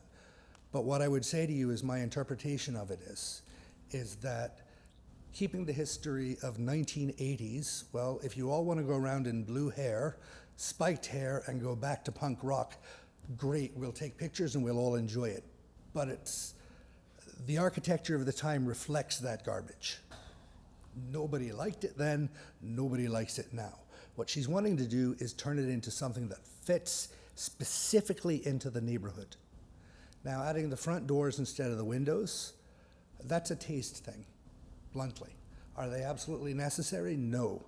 But they make the home much more functional, and it still looks gorgeous and still fits with the language of the neighborhood. And again, that's where my emphasis comes in. Now, the next thing on my list is that sorry, one second. Here we are. If we could go back to those original windows, it would be bloomin' lovely, because good God. That being said, in today's society, a window that will meet large missile impact, which is what's required here, which is literally where they shoot a 2x4 out of a cannon at a window, and if it doesn't go all the way through, your large missile impact. To do those windows like that, you're talking $1,000. Now, what can be per window? What can be done is do your standard window and put mullions on there to give it that look. Mullions are stick-on. They're easy, it'll give it that look. It solves the issue and also means she's not paying 2 to 3 times as much for windows as is the need.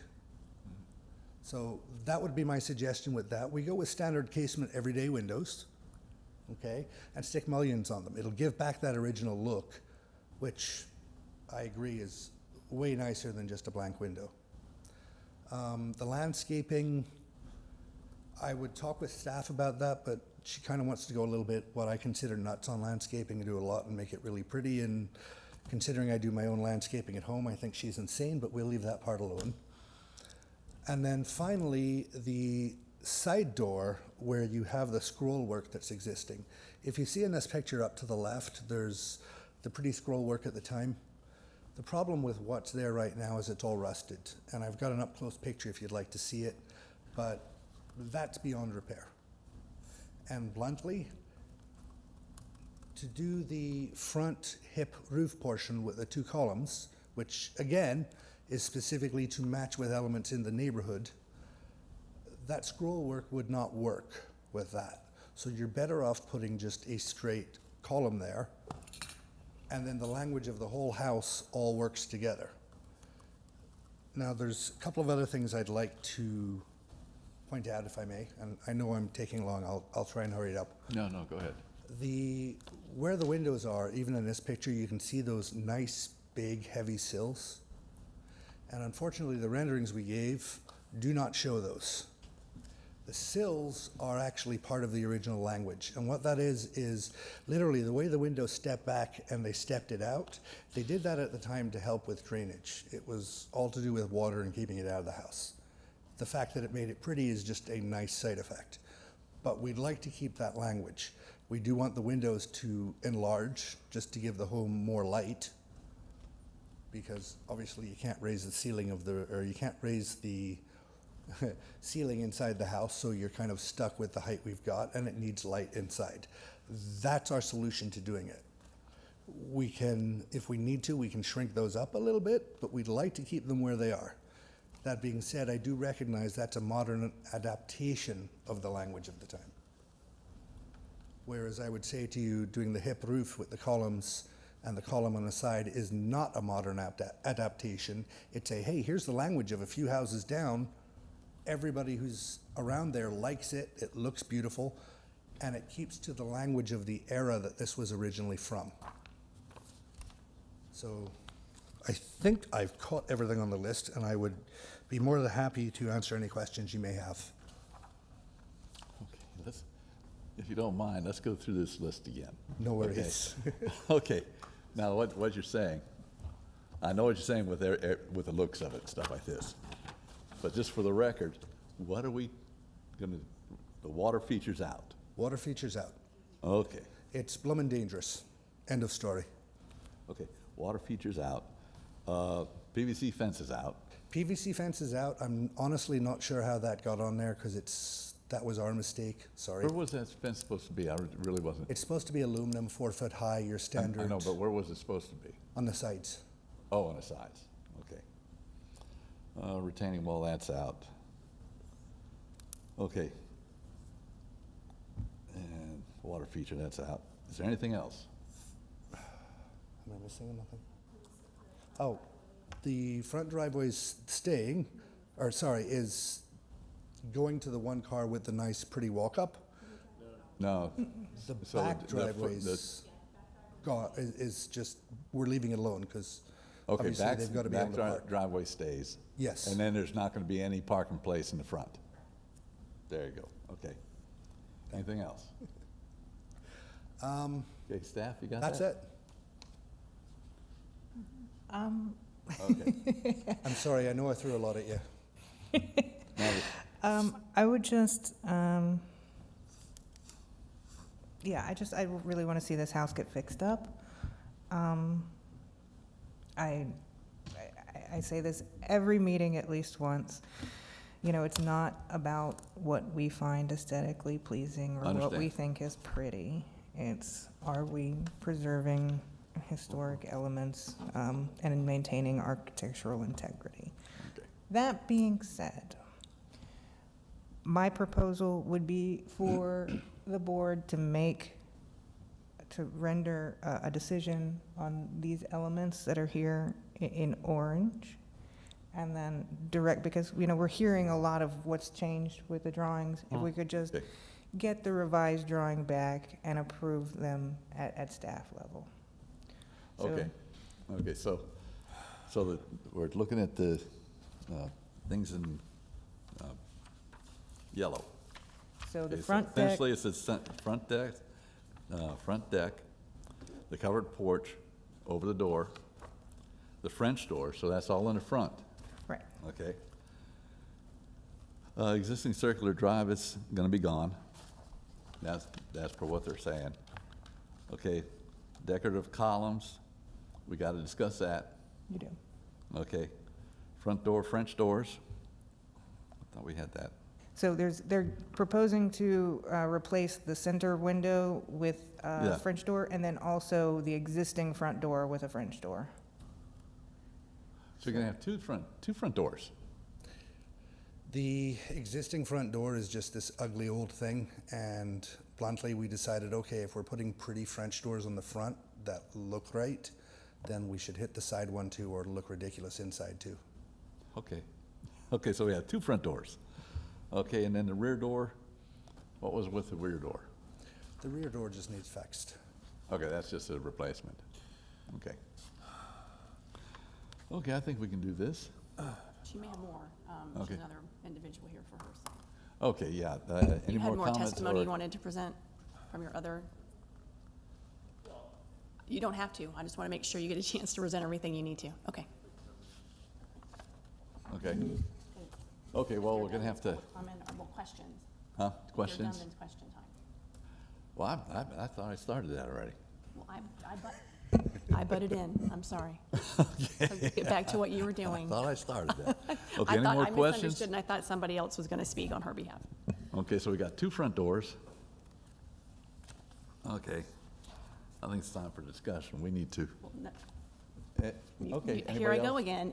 I thought. It's okay. Any If other there's no- If there's questions? no more questions for the applicant from the board, then staff kind of rebutted in the middle of that.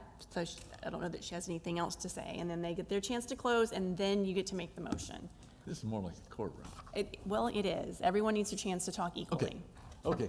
So, Any more questions and for the applicant? there's no public comment, but you need to just make sure there's no one that wants to comment.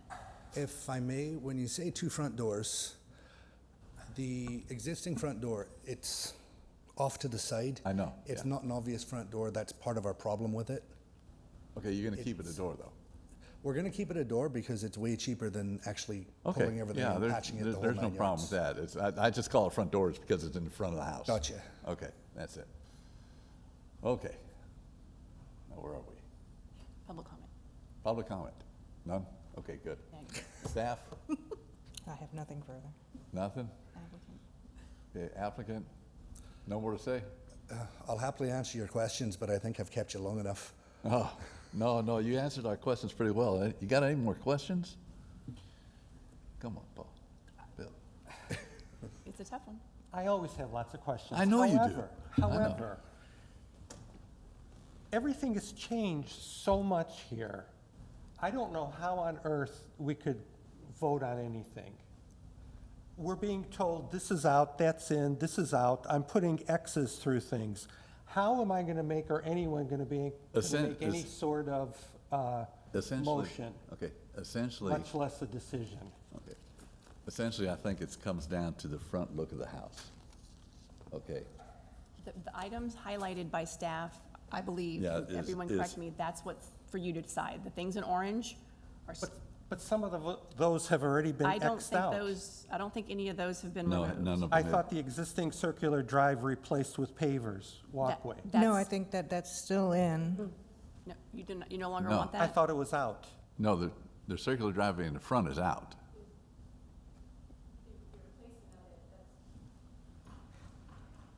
I'm sorry, you're correct. The replacement of the circular driveway is correct, but there was a statement somewhere about replacing it with a single parking space. Yeah. That's what was out. I don't- Now I'm not seeing, I don't know that I'm seeing that up. Yeah, you're gonna take that whole thing out. Yeah, I don't know that that's up there. So are you retaining the circular driveway? Or, no, you're just gonna have walkways in the front? Just as it's written there, existing circular driveway replaced with paver walkway. But that's Okay. still an That's issue. correct. So that's Okay. still in there. And then you're keeping your Everything parking in in the back? orange Excellent. So everything in orange is what you need still to in. address, correct. Yeah, except for the circular driveway No, replacement. it's still there. It's You just said been that. modified to not include a singular parking space. It's, Okay, replaced with a walkway. Okay, gotcha. So, Because with the Just gotta size of the read the back end of the sentence. driveway, it's Okay. unnecessary and Okay. makes the house much So- prettier leaving it and as a off. transportation planner, I would say that is making it much, much safer. Okay, yep. hopefully that helps, council. that So essentially, it's just everything a in orange front that has to look. be addressed. Can we do this, Phil?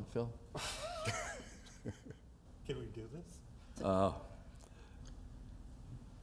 I honestly think we- don't know what kind Okay, of- let's vary a little bit, because let's discuss this first. We can't. You can't until there's a motion in a second. Make a motion. Frankly, any kind of motion just Yeah, to discuss. yeah, any kind Well, of you motion. could, but we could craft it well and hopefully not have to do another one. I think we're going to have to. Oh, yeah, it just goes beyond doubt. Because my motion is to deny everything in orange. Okay. Good. Okay? Okay, we got one. That's so we could discuss. Okay. But Second. we need a second. Second, okay, now let's discuss. Phil, what are you gonna say? All right. Okay, I know what I gotta say. Why don't we Why start? don't you go first? Okay, I drove past the house, I know it well, okay? What they're proposing, the surrounding houses is a hodgepodge. You know, if this house was on Lemon Street or on Pineapple, it'd be altogether different. But on this street, there is a lot of the newer houses, and I'm talking newer, the concrete block houses, okay? To look at the front, if you look straight from the front, it's, with the windows, it's fairly symmetric. Okay, the window, you look at the window, the big window in the front, and then the two side windows, you don't even see the door, okay? Now, what they're proposing is to put, instead of that big window, and I'm talking to these guys too, they want to put a French door, essentially a center of eyesight, just like the big windows would be. And they're extending the side windows down, or keeping the side windows, which to look at is about the same. It's the same feel. Okay, the porch coming out is small enough, I believe, that it doesn't put an undue imposition on the content of the house. It's a hip roof, same with what is there. And what he's saying is right. If you put the front porch in, you're gonna have two posts there, and to make it look decent, that one ornamental post has got to go. That's for symmetric, so make it look right. And the only reason I'm kind of going this route is, again, the location. There's a mess of different modern houses on that street, below it and above it. You know, it's not like it's one of the old sections, because it's a lower section. You know, the high sections, the high elevation sections have the older houses on it. The lower areas in there have the newer houses. And there's a lot of newer style houses. It would more conform to what's around it. Any other comment? I'm just kind of babbling right now. But this is what I'm kind of thinking. We're kind of straying from the law. But I think in this section, we have to, I revert back a lot of times to the requests and of the owner. Okay, if this house was in a different section of downtown, I probably would not feel this way. But in this section, I think we can stay with the request of the owner a lot and give her a lot more weight than what usually happens. So any comments on that? What do you think? Sounds like you're liking what's here. Well, sounds like, well, it's kind of, it's not that I like it, it's just works for the area, you know. If I would have to do it, I'd do it a little bit different. Well, actually a lot. But again, I'm not the owner, you know. She's the owner. So. All right, the new design, it's fine. It looks fine. But are we supposed to look at it as a standalone, somebody just built a new house somewhere design? Or are we supposed to be looking at it in the historic district and looking at the 1951 feel of it? There's no way it's a 1951 house anymore. It's not even close to a 51 house. Okay. Maybe if it wasn't in the historic district, well, it wouldn't be in front of us, of course.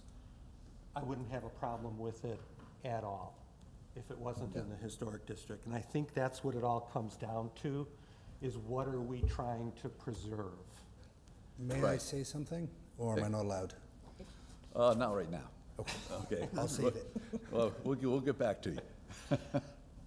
I really think that that's where it comes down to. Could some of this be altered?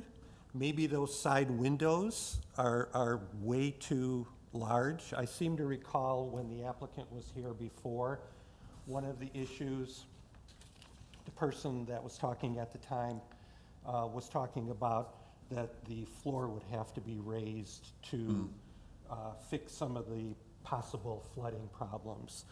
It doesn't appear that that's an issue anymore because it shows that these windows are coming down all the way to 8 inches off the ground. So that mustn't be an issue anymore. It was before, but it's not now. Yeah, but that's not what we're looking at right now. And I understand that, but it was brought up to remind us that she was here before. Otherwise, I wouldn't even have mentioned it. Okay. So I think I have a problem with that. With the windows? With the size of the new windows, going all the way down to the ground. On their own, it's a fine design. Is it a fine design for a 1951 blockhouse? I'm not so sure. I've got the same problem with the two front doors, with the French doors and the roof over. I mean, frankly, I have a problem with all of it. If we're looking at it as trying to keep a 1951 feel, historic feel. Well, that's. If we decide that we don't have to do that, then I would probably vote differently. I would just remind you that you have the criteria, and that's what you are to follow. Which is to stick to, The 50. Yeah. right. That's Or- correct, and- right? Yes. So if we have to stick to that criteria, which we do, frankly, I don't see how we could approve any of this, except maybe for the circular drive, and the rear door, probably, just because it's in the rear. But the front deck, the covered porch, the French doors, I could even be swayed on the iron columns.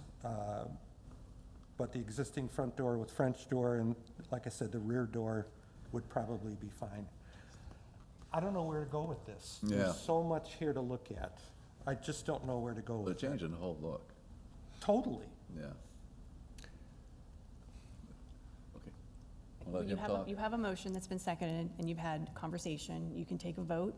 They have asked to speak. If you allow them to speak against, we are past that point, so I recommend you be done. But if you allow the applicant to speak, city gets to speak again, which is absolutely fine. It's your decision. Oh, do we want to do that? Yeah, let them speak. I don't have a problem with that. Okay. Go ahead. Well, with all due respect, I totally agree with you on the 1951 thing. The problem is, it does not look anything like it did in 1951.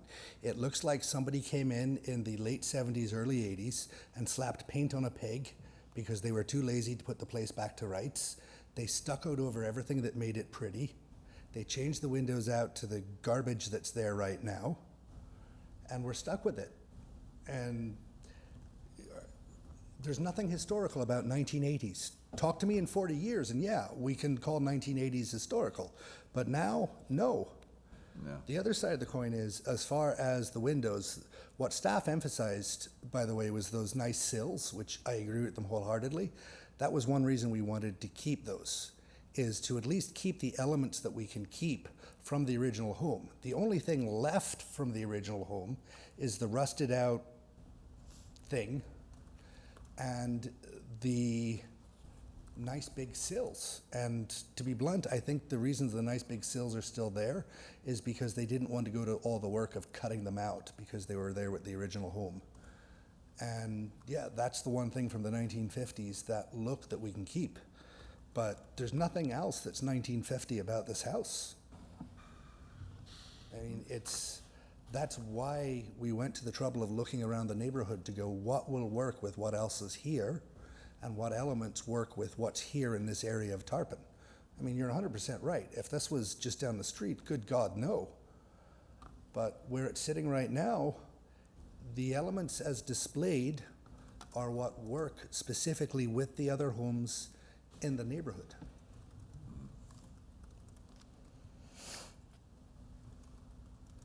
Staff gets a chance to respond. Thank you. If they wish.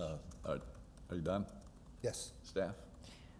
Okay, so my response to that would be, a lot of the things that they're proposing could be reversed. If somebody, at some point in the future, maybe decided that 1951 aesthetic was the way we feel about Queen Anne style today. However, if you go and you remove those sills, which they're saying is, really truly one of the only remaining architectural features, if you change the fenestration of the house, which is also remaining, at least those holes haven't changed, right? If you change from having an offset kind of hidden front door to having a front door right up front, then you're making changes that can't be reversed. Would be very expensive to reverse. Okay. Okay. So Thank you. You have a motion? You have a Unless you have motion. more conversation, it's Okay. time to take a vote. Any more conversation? Unless the person making the motion wants to withdraw the motion and modify it. I knew you were going to say that. But you don't have to. Could you read back my motion? To deny application 22-75 as presented. I think I was specific to the everything in orange. If, You did. That's what you I stated. was, wasn't Yeah, I? and Yeah. yeah. which are, I guess, really the only items that you need to address, because the rest would be staff level anyway. Okay. But everything is on the application. Okay. Here's, we already have a second. Okay,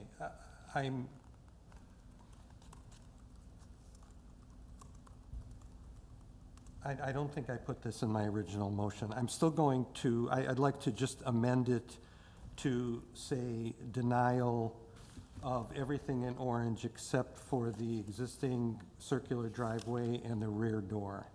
And I'm even gonna say the decorative iron columns. Does that work? I don't understand. So What? you want to amend it to say deny the front deck, deny covered porch, denied French door replacing existing center window, deny existing front door with French door, deny rear door. Yeah. But you want to approve the existing circular. There's nothing here about the windows, the corner windows, is there? It talks about a door, French door replacing existing window. It doesn't even talk about those side windows. No, you're right. The No, corner you're right. windows. That They're not is even on on the- here. They're not on this one, but windows, if they were appropriate, if they were within the guidelines, we can approve that as staff level. That's keeping the existing opening, though. Yes. So if they were to come with a replacement window type that we felt was within the guidelines and was keeping the same opening, staff can, If I may, Check I a want box. to ask one question. To get on the historical home list, you have to go through a whole big, long everything to get on there. This home is not on the historical home list. It's in a historical area. But you keep referring to the guidelines. The guidelines are for historical homes, okay?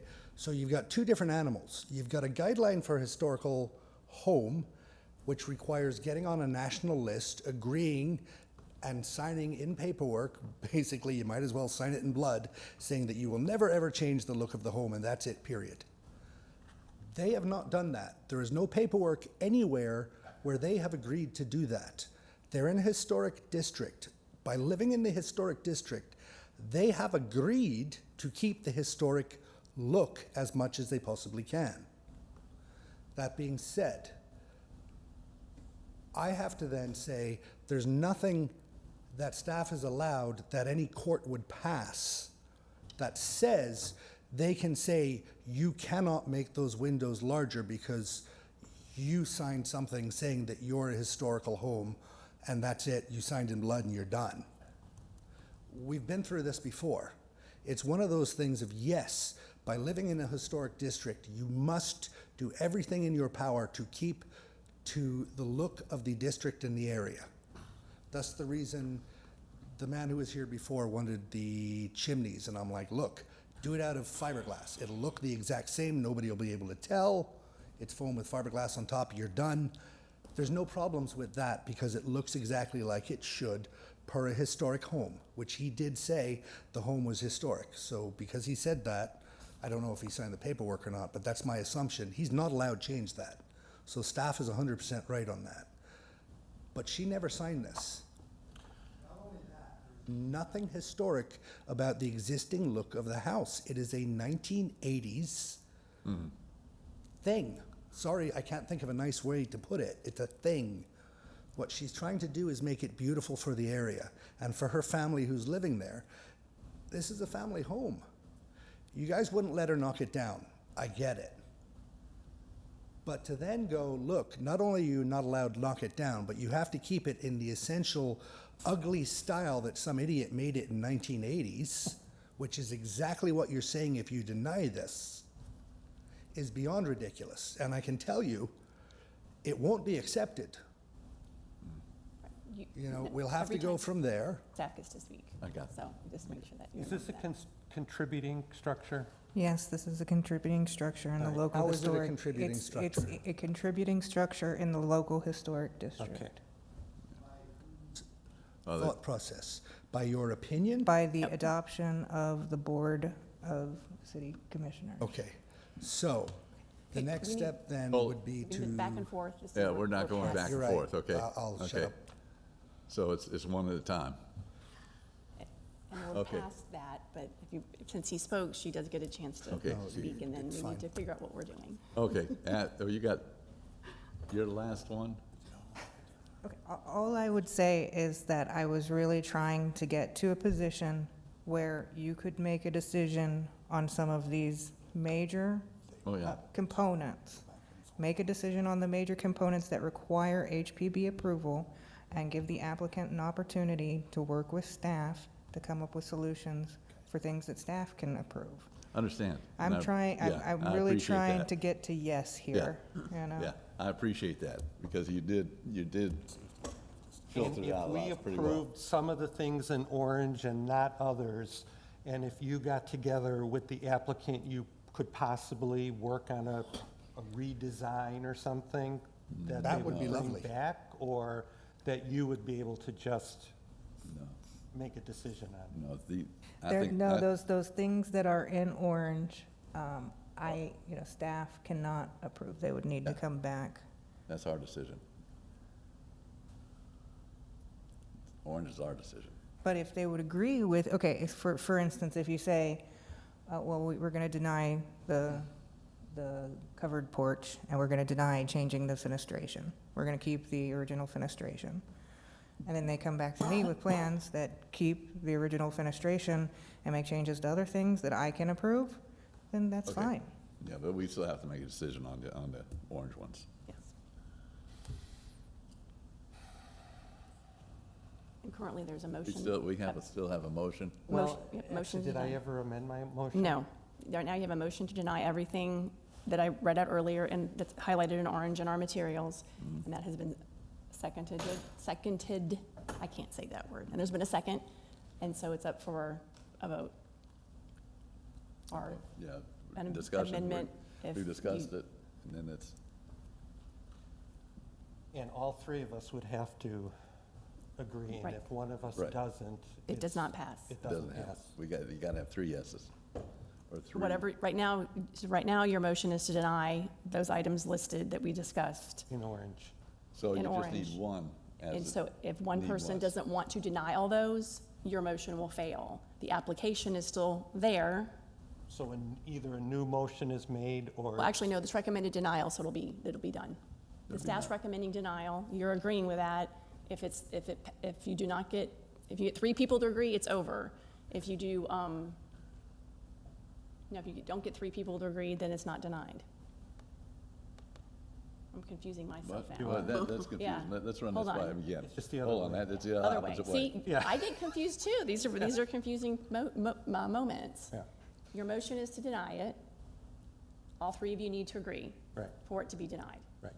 If you don't agree, there's no motion to approve it. That's why it has to go back. So Okay, then there's so- a new motion, because obviously, So either a We new have to have motion a is motion made, to Have to and have if it. It one has to be- isn't, it stays with staff's recommendation? No. they're recommending even do that. denial. Right. Right. That Doesn't doesn't make make sense. sense. Let's Let me- run that by me one more time. Application, Was for denial. No, their recommendation is denial. The application is to get everything approved. Okay, so they're recommending denial. Right now, the motion is to agree with that. 3 people agree, it's denied.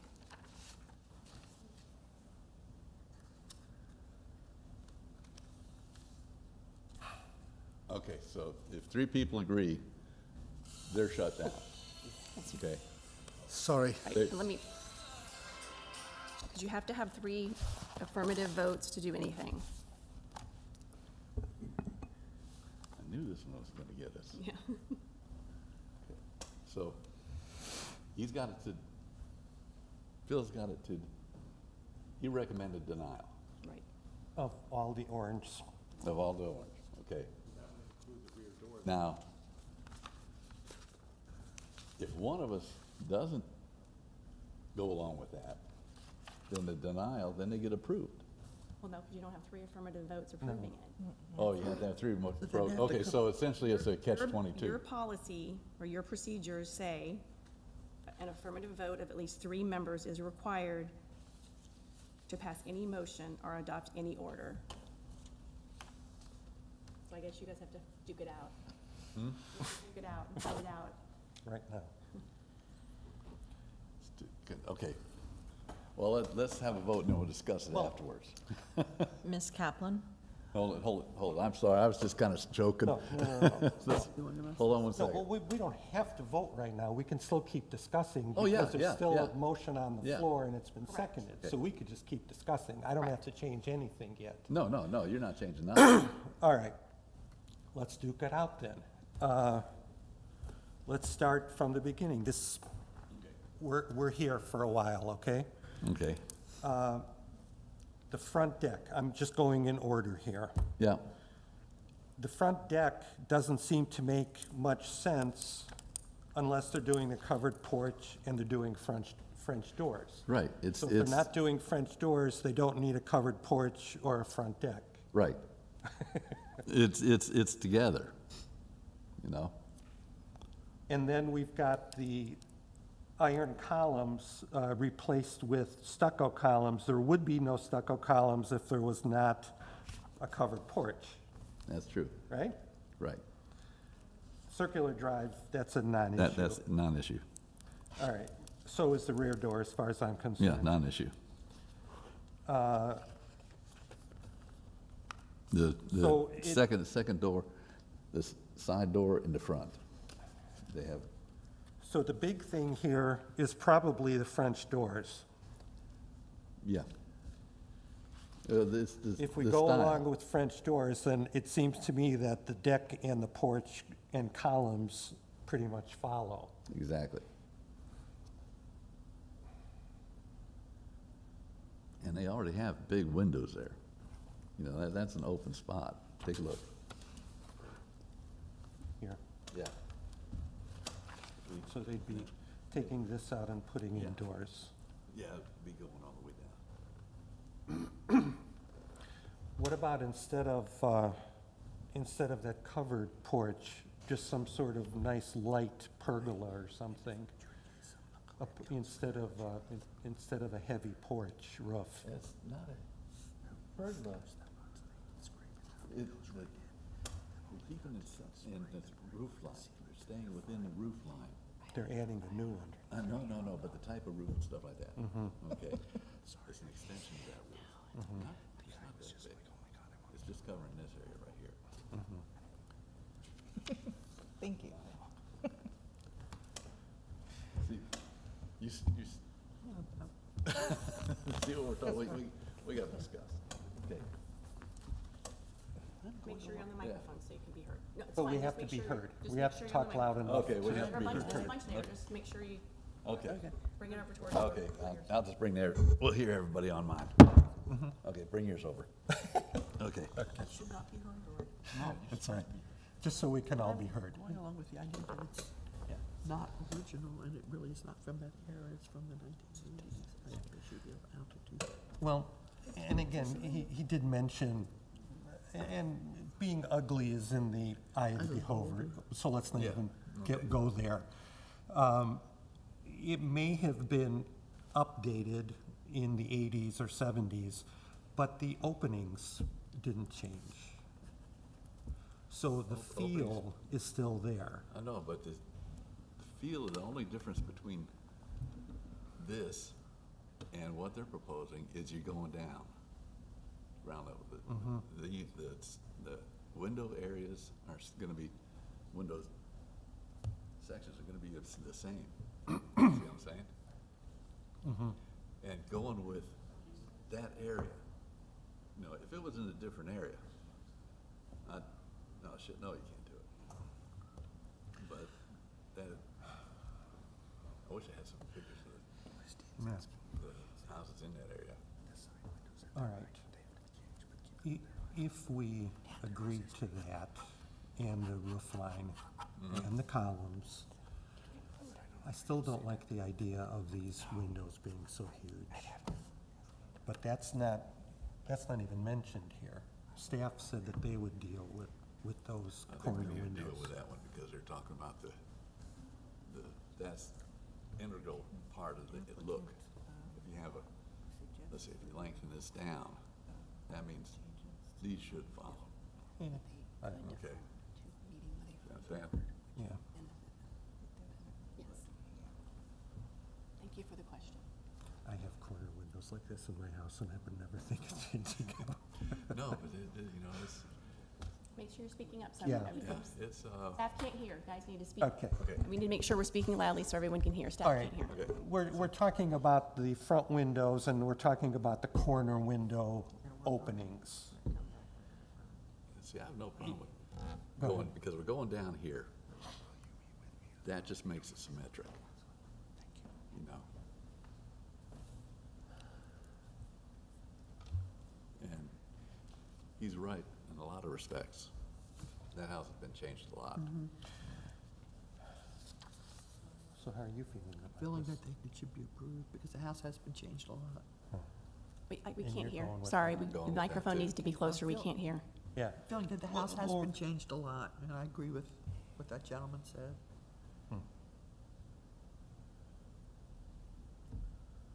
And you're leaning in that I'm direction leaning in that too. direction, only because it fits in better with that area. You know, we have to take some consideration for surroundings. So, what you guys are saying is you're good with the French doors. The deck and the covered porch would follow. You're good with losing the iron work and replacing it with stucco columns. To match the front porch, yes.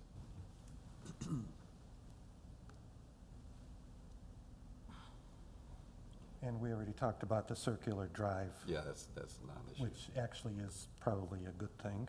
And again, the rear door, I didn't care about that. I can't believe you're gonna get me to change my mind. Oh, are we? Well, we have to have three. We have to have three. here. Yeah. Can't skate out of this one. Uh-huh.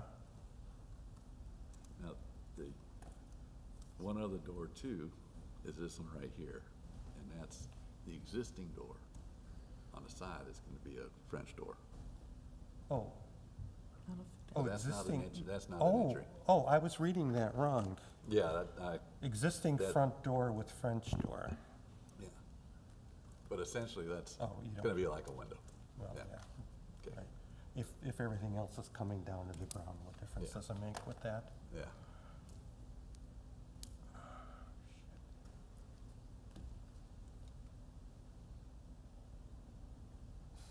You're feeling pretty strongly about this. I don't want to push you into what you don't want to do. I know, You I know. know, and I appreciate that. You know. I guess, you know, you keep talking about the other houses on the block, and I personally am not sold that that is what we should be looking at. In some respects, that is, you know, because a lot of the criteria has the continuity of the neighborhood and the street you're in. Well, since I've never seen that, the rest of the neighborhood, I can't judge on that. Yeah. And frankly, I don't think we're supposed to. Yeah. No? One of the things that I remember when I first came on this committee was, can we go around looking at the house? And we were kind of told, no, that we have to just go by what's presented to us at night. This is true, but. I mean, you know, obviously. I drive past that house well, every day. Well, of course, I don't. Okay, let's check on this. 'Cause, okay.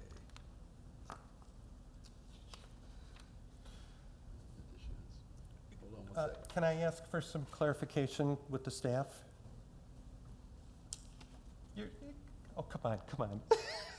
All right, it was just something about, I had mentioned that there was nothing on here about the corner windows. Yeah, no, There isn't. it's not on this table. It is on, Should they address that, though? they should, Okay. because they're gonna be it is changing it. If they were to keep them the same, it could fall under staff, but But in order for them to change them, we would have to approve that. Yes. You could not approve that. So You add, could, add that to the list, and So add that we to your will list. clarify that would have to before the clarify vote. that. Yeah. You can find that right now. Without putting that before.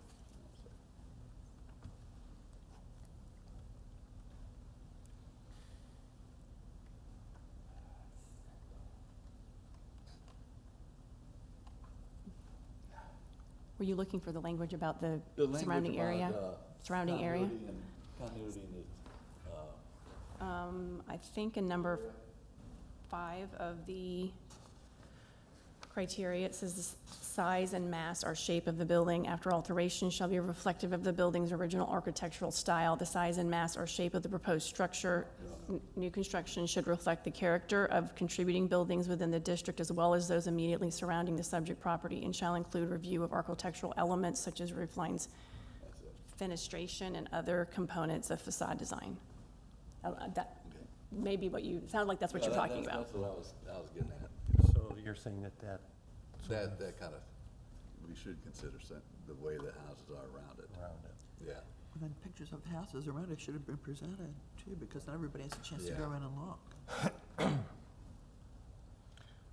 Okay, are you guys totally sold on those bigger corner windows? Fit, Right. yeah. Okay, all right. So I would have to amend my, No? well, right now, everything Yeah, is right now the motion is denied. to deny everything, so he has to It's either withdraw denied. with approval of his, To amend it to basically approve all Okay. the orange, Yeah, because that's, including the corner windows as shown in their drawings, Okay. right?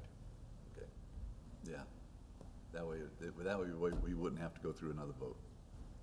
Correct. Okay. And that's what you want me to do? That's only if you want to. Only if I want to. yes, it's still Yeah, your let me twist decision. that arm a little bit more. Yeah, I know. I have to say, these are very, very difficult decisions to make. Oh, yeah. That's why we get paid the big bucks. Right.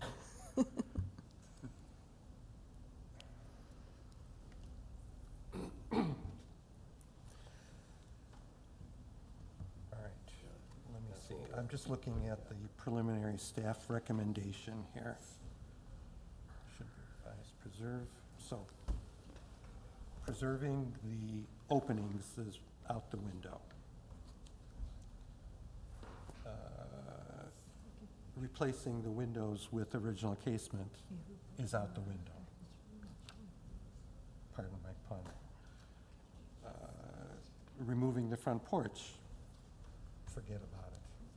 But remove the porch. Well, remove these are the recommendations, the staff is saying Oh, yeah. that their recommendations is not to allow any of Yeah, this. not to allow it, right. Preserve the original metal post, we're saying forget about that. So basically, we're We're not that doing means they get any to of the talk. staff recommendations, are we? If you would find it helpful, staff has offered to put pictures up and go through everything again, which, yes, I know if you agree to that also lets the applicant discuss some things again. I don't know if you need that, but if that helps you Yeah, get what through are these these. 16 by 16 by 48 decorative concrete posts located in the required setback? I don't know if I remember talking about those. They're gone? They're no longer an issue? That was a staff. Oh, those are out? Those are Yeah, withdrawn. those are Yes. Yeah. staffs. I think they're in the drawing, but they're at the front, they're like decorative along the proposed fence. But we're saying that those aren't part of it anymore? If you don't want those and it helps at this point. I think they're amending as they hear you speak. As we speak. But again, is that, would that be a To staff see. issue? And we're only talking about these highlighted in orange? I think the staff recommendations are different than the things highlighted in orange, right? Yes. Your report that recommends denial, but if the board chooses to approve, you have some conditions that you requested. Yes. All those conditions are not necessarily consistent with the items in orange, are they? I don't think so. No, some of them are, some of them aren't. So.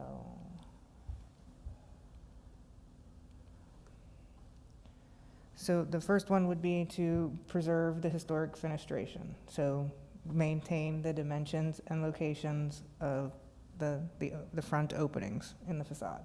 Mhm. So that is related to an orange item. Right. Okay, that's where the orange item. I would say to replace the facade windows, to replicate the original casement windows. That doesn't mean you have to, That's also part of the orange ones. it, Okay. well, it is, yes. And then the next one is removed proposed front porch structure That is an orange one. Yeah. are orange. Preserve original metal posts, that's part of the orange. Yeah. I just wasn't sure about the 16 by 16 by 48 concrete So that's post. part of the walkway plan, and I wasn't quite sure that that was even compliant with our code, so. So, And that's gone. and so now it's gone, So so that's it doesn't, gone? so it doesn't That's not matter. an issue anymore. The All right, next I one, just crossed it off. Yeah. the next one doesn't matter, because that's been The front parking changed. space, that doesn't matter. Next, the concrete retention wall doesn't matter That anymore. doesn't matter. What about the fencing? That doesn't matter either. He said no fencing. No, I think he said fencing that was consistent with the code. Yeah, Oh, okay. Wrought iron fencing that's 4 inches apart, the standard what the city requires. so that would be, So I can leave that in, to clarify the Well, fencing te- plan. technically, the fence, any fence does need to be approved, so you would need to approve that. Okay, let's go a little bit further on that one. Is we need to specify, I think we need to specify the length. It does not go in the front yard. Because there's no fencing or anything in the front yard there. So it's Just not, take in it the out of front. sights. Not coming down to the road. Okay, only stopping at the house. Okay. Well, that's why I think the staff said clarify the fencing plan. Yeah, we got So I that. think we can still leave that in there as part of the motion is to clarify the fencing plan, I correct? think staff's saying that you need to address it, right? I think fences have to be approved by the board, and looking to Okay, you. does, so they, it does not. so they've clarified what it's gonna be, and if that's acceptable, Only if they're inconsistent. If Yeah. you think- No, that'd be fine. You can, yeah, okay, ignore all of I can do that. that as staff, as long as it's consistent. And then this water feature, has that gone away too? That's gone, we don't worry about that. No. Okay, nobody wants a water feature. And then Okay. the probably last the ones last are one is the standard door. 3-year. Okay. So- Okay,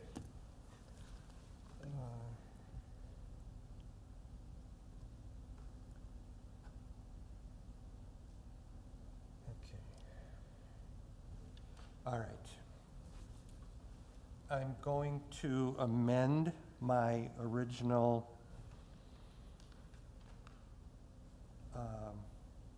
motion.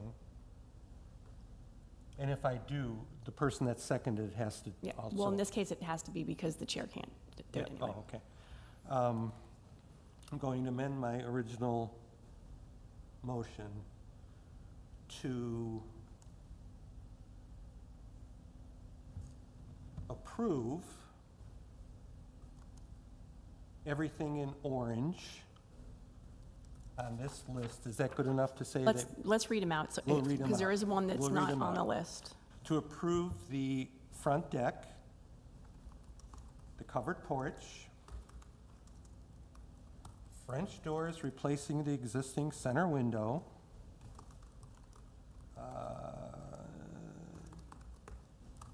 the circular drive, that's out, right? The circular drive replace, no. That's still in. That's still in.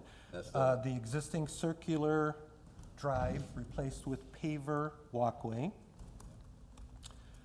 Decorative iron column with stucco column. The existing front door with a French door. The rear door. The corner windows as presented. Yes, as presented. As presented. With clarification of the fencing plan.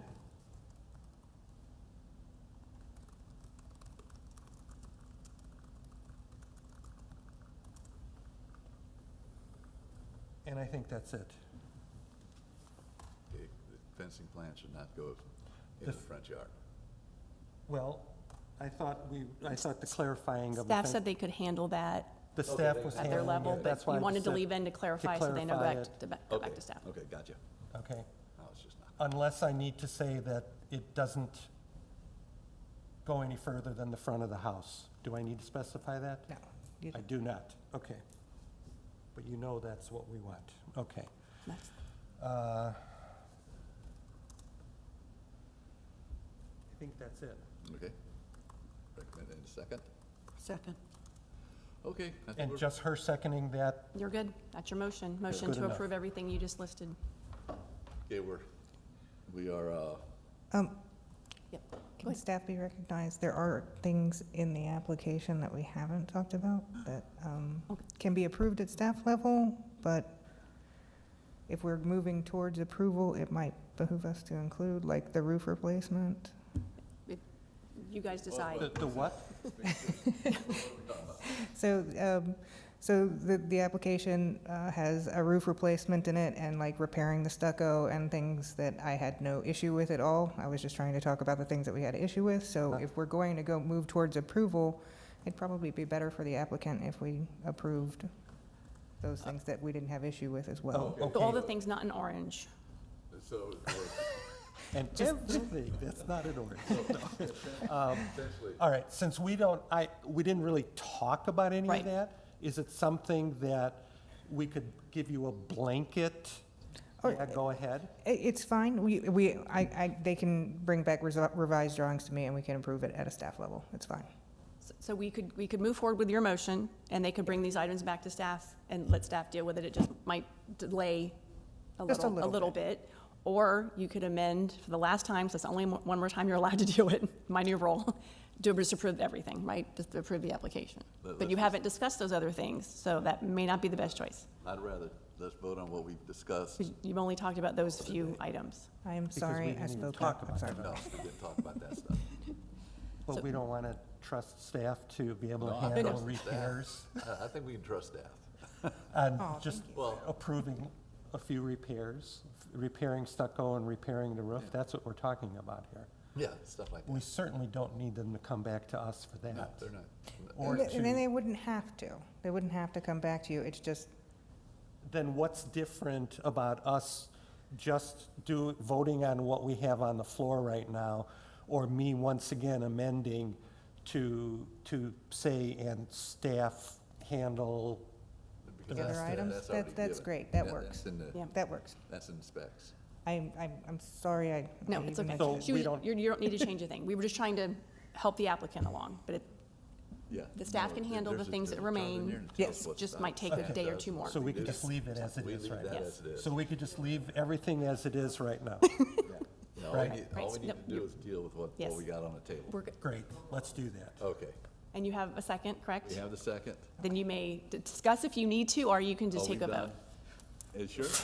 Okay. Can we have a vote? Okay, this is a Would you vote like me to approve. read back the? Yes. Yes, Okay. please. Yes. To approve, okay. A motion and a second to approve the following. The construction of front deck, construction of covered porch, French doors replacing existing center window with French doors. Oh, sorry. French doors replacing existing center window. The existing circular driveway with paver walkway. Decorative iron column with stucco column. Existing front door with French door. Replacing rear door. Corner windows as presented. Clarification of the fencing plan with staff. That's it. That is what I heard. Ms. Kaplan. Okay. That sounds right. Okay. Approve. Mr. Mrazinski. Yes. Mr. Sprecher. Yes. Done. Congratulations. Much, thank you. Hey, Thank you. enjoyed it. We have to adjourn. A few more things there, Chairman. Just a few more things on your agenda before you close. Oh, geez, hold. Yeah, we can't. No more applications, just a few more things. Okay, hold on, we're not done yet. Close. Okay.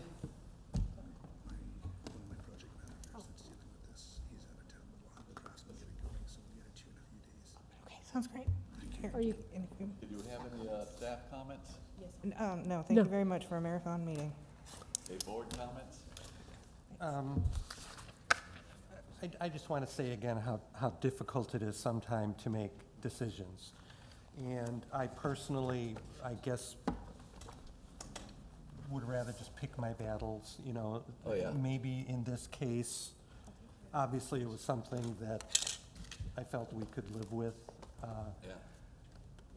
It was very, very difficult to make that decision. But you know, a friend of mine, we used to go to meetings in this one yacht club. And he'd come down to the board meeting, he said, you know, this is democracy in action. You know, Well, there you go. yeah. Okay. Board, okay. 9:36, I'm calling this one adjourned. Thank you. Good job. I knew when I saw that, when I read the packet, I said, that's gonna be a tough one, because that's a lot of changes. Oh, yeah. A lot to figure out, so I knew it would be tough for you guys. Probably should have had a separate meeting just for this one. Its own separate one. Yeah.